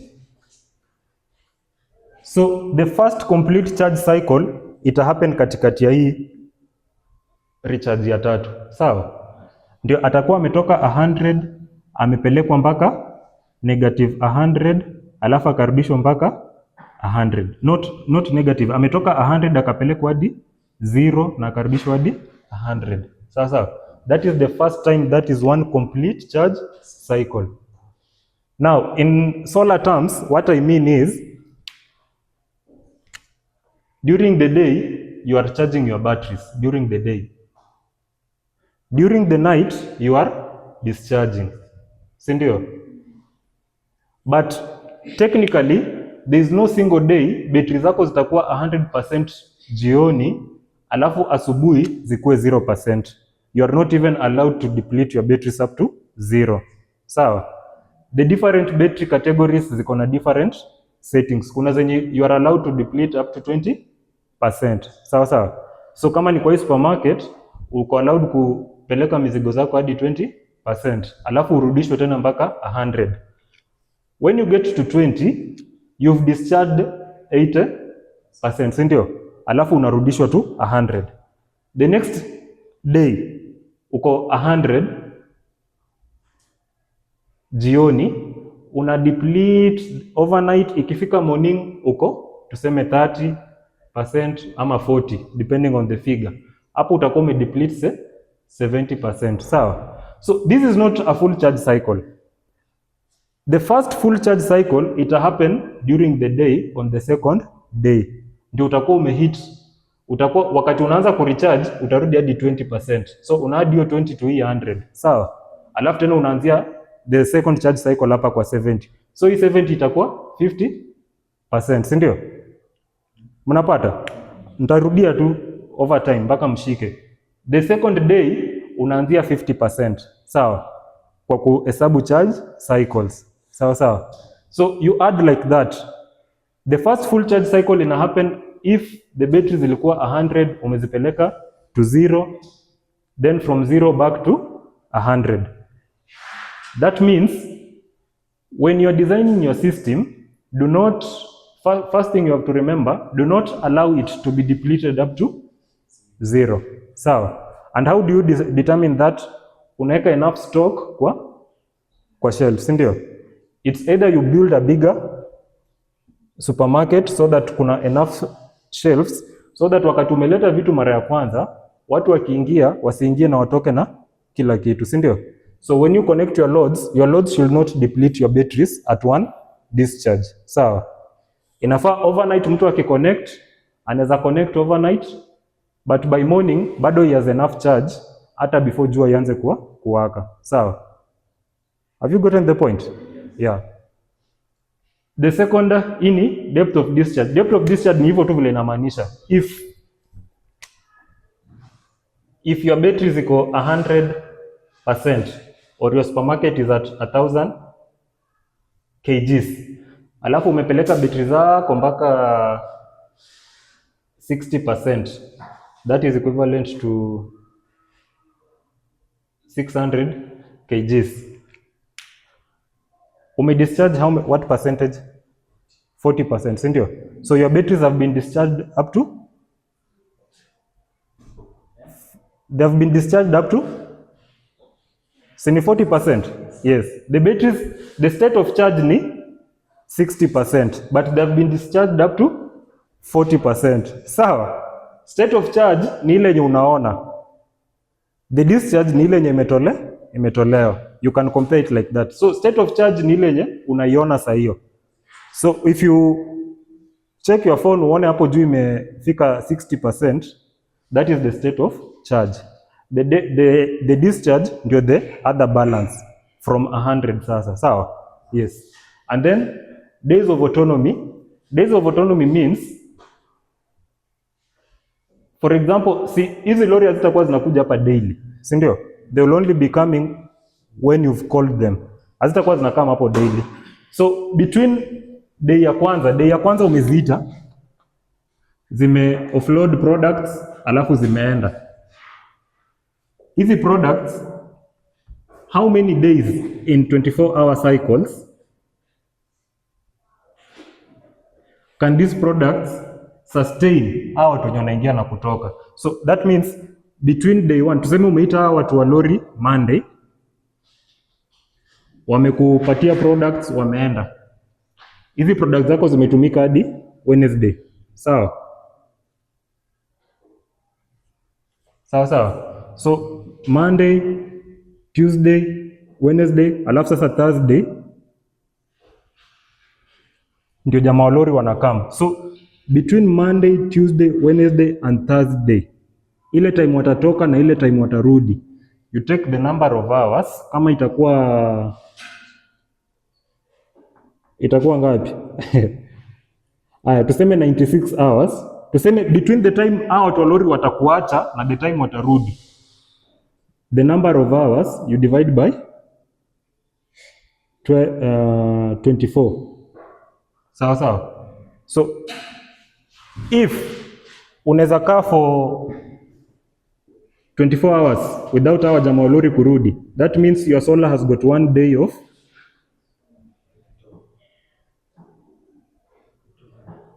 sawa.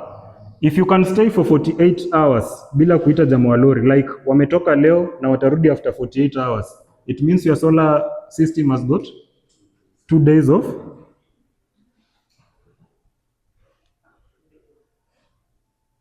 sawa, and like that.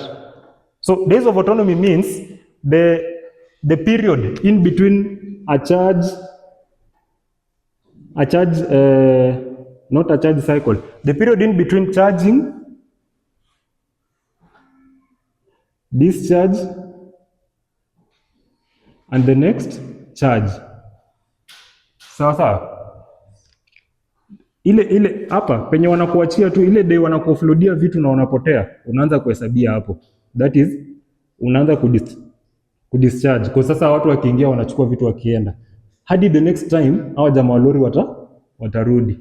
Sawa. So the period in between here, that is your days of autonomy. You divide by 24. So if you want to have many days of autonomy with your system, what do? If you want to have enough days of autonomy, like hautaki hao jamaa wakuwa wakirudi kila time. Yes, you build a bigger shelf area, si ndio? Yes. So ukiongeza hii ifike huku, it means hao jamaa wanaweza kuja Monday, warudi next week Monday, si ndio? So that means you have got enough days of autonomy. Sawa sawa. Now, if you want them time wanakuja, you've built a bigger system ama umebuild shelves mingi, but unataka time wanakuja wakuja wa spend the shortest time possible na waende, si ndio? What do? Yeah?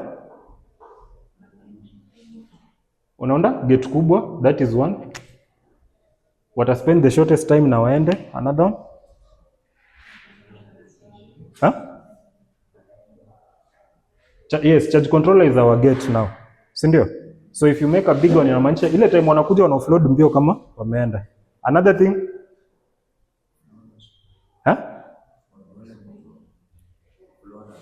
Offloaders. Yes, that is now the efficiency of your charge controller, which is correct. If you have better offloaders, there's efficient offloading, si ndio? Another thing,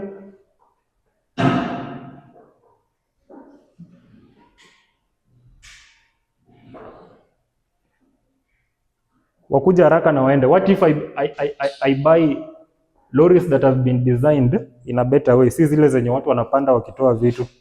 Probably iko na ramp hapa, and then my lorry iko na some automation kidogo, so products zinawekwa zinatembea na conveyor belt, zikifika hapa maybe kuna another conveyor belt ni kusupply.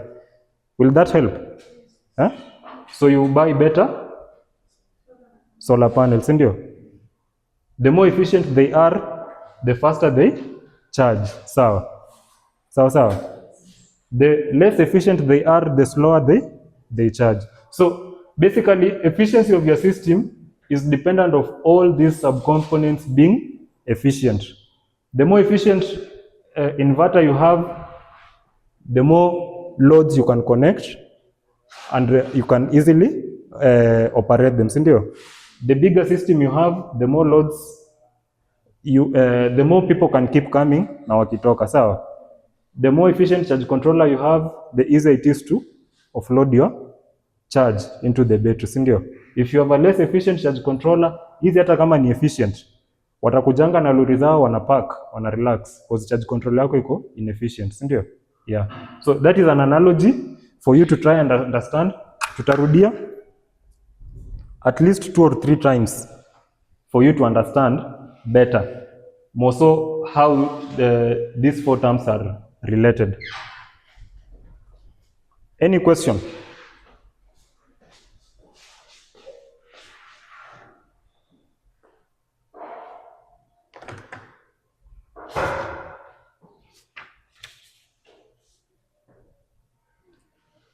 Any question?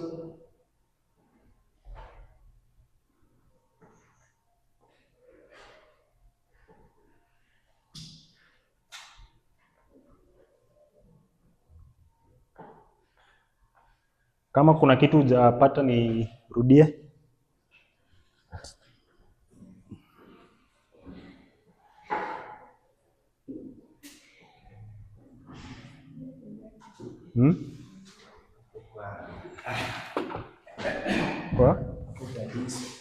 Kwa? Days of autonomy.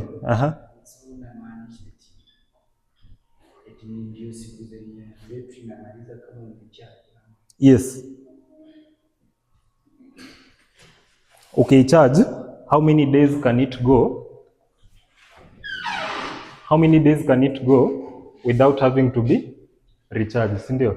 Yeah, so the more days it can go is equivalent to the more days of autonomy. Sawa sawa. So kama betri yako uko na a big system, but betri yako inaweza kaa tu only 1 day peke yake, na itahitaji umeka second order, inamaanisha battery yako iko na 1 day of autonomy, sawa? If your battery can support the system for 3 days without being recharged, inamaanisha your battery has got 3 days of autonomy. The system now, not the battery, the system has got 3 days of autonomy, sawa sawa? Yeah. And on top of it, you should always size your system to have enough days of autonomy. Sawa, si lazima zikuwe mingi, but they have to be enough so that in case weather inakaa hivi hauna wasiwasi. Sawa sawa, because if you size your system in such a way that as long as jioni ikifika zina discharge up to 20, kesho asubuhi ziko 20% ama 30, that means itabidi kila time una order. Sawa sawa, yeah. And a good system, even in technical terms, hata kama wewe ndio umejenga hii super in real life, si poa ati kila day unaitisha lori ya products. Sawa sawa, yeah. Inafaa unaitisha maybe once or twice a week for your system to be efficient. Sawa, yeah. Because also if you minimize movement huku, unajua movement ya huku iko rough compared to movement ya huku. Sawa. So if you minimize movement hii ya ku load na hii ya ku offload between huku na huku na huku na huku, what you are doing is you are preserving the battery. If a battery inapatanga umeandikiwa hizo charge cycle, so if you keep charging and discharging every single day, the chemical structure of the battery inaanza ku deteriorate haraka. But if your battery is charging once, maybe after every 3 days, discharging once, so charge cycles zako ziko far apart, you preserve the battery chemistry. Sawa sawa, yeah. Good.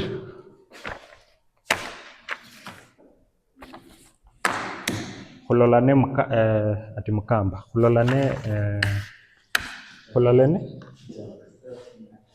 lavele. Hulolane.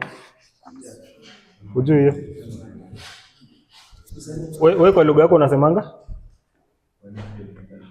Ha? Lugha yako. Nikisema tuonane, when is our next lesson? Wednesday. Nikisema tuonane Wednesday nitasema? Wenere teacher deck. Wenere ama wanere? Wanere teacher deck. Nimesema vizuri? Ha? Oh, wanere teacher deck. Wanere teacher deck. Na mtoke na viti.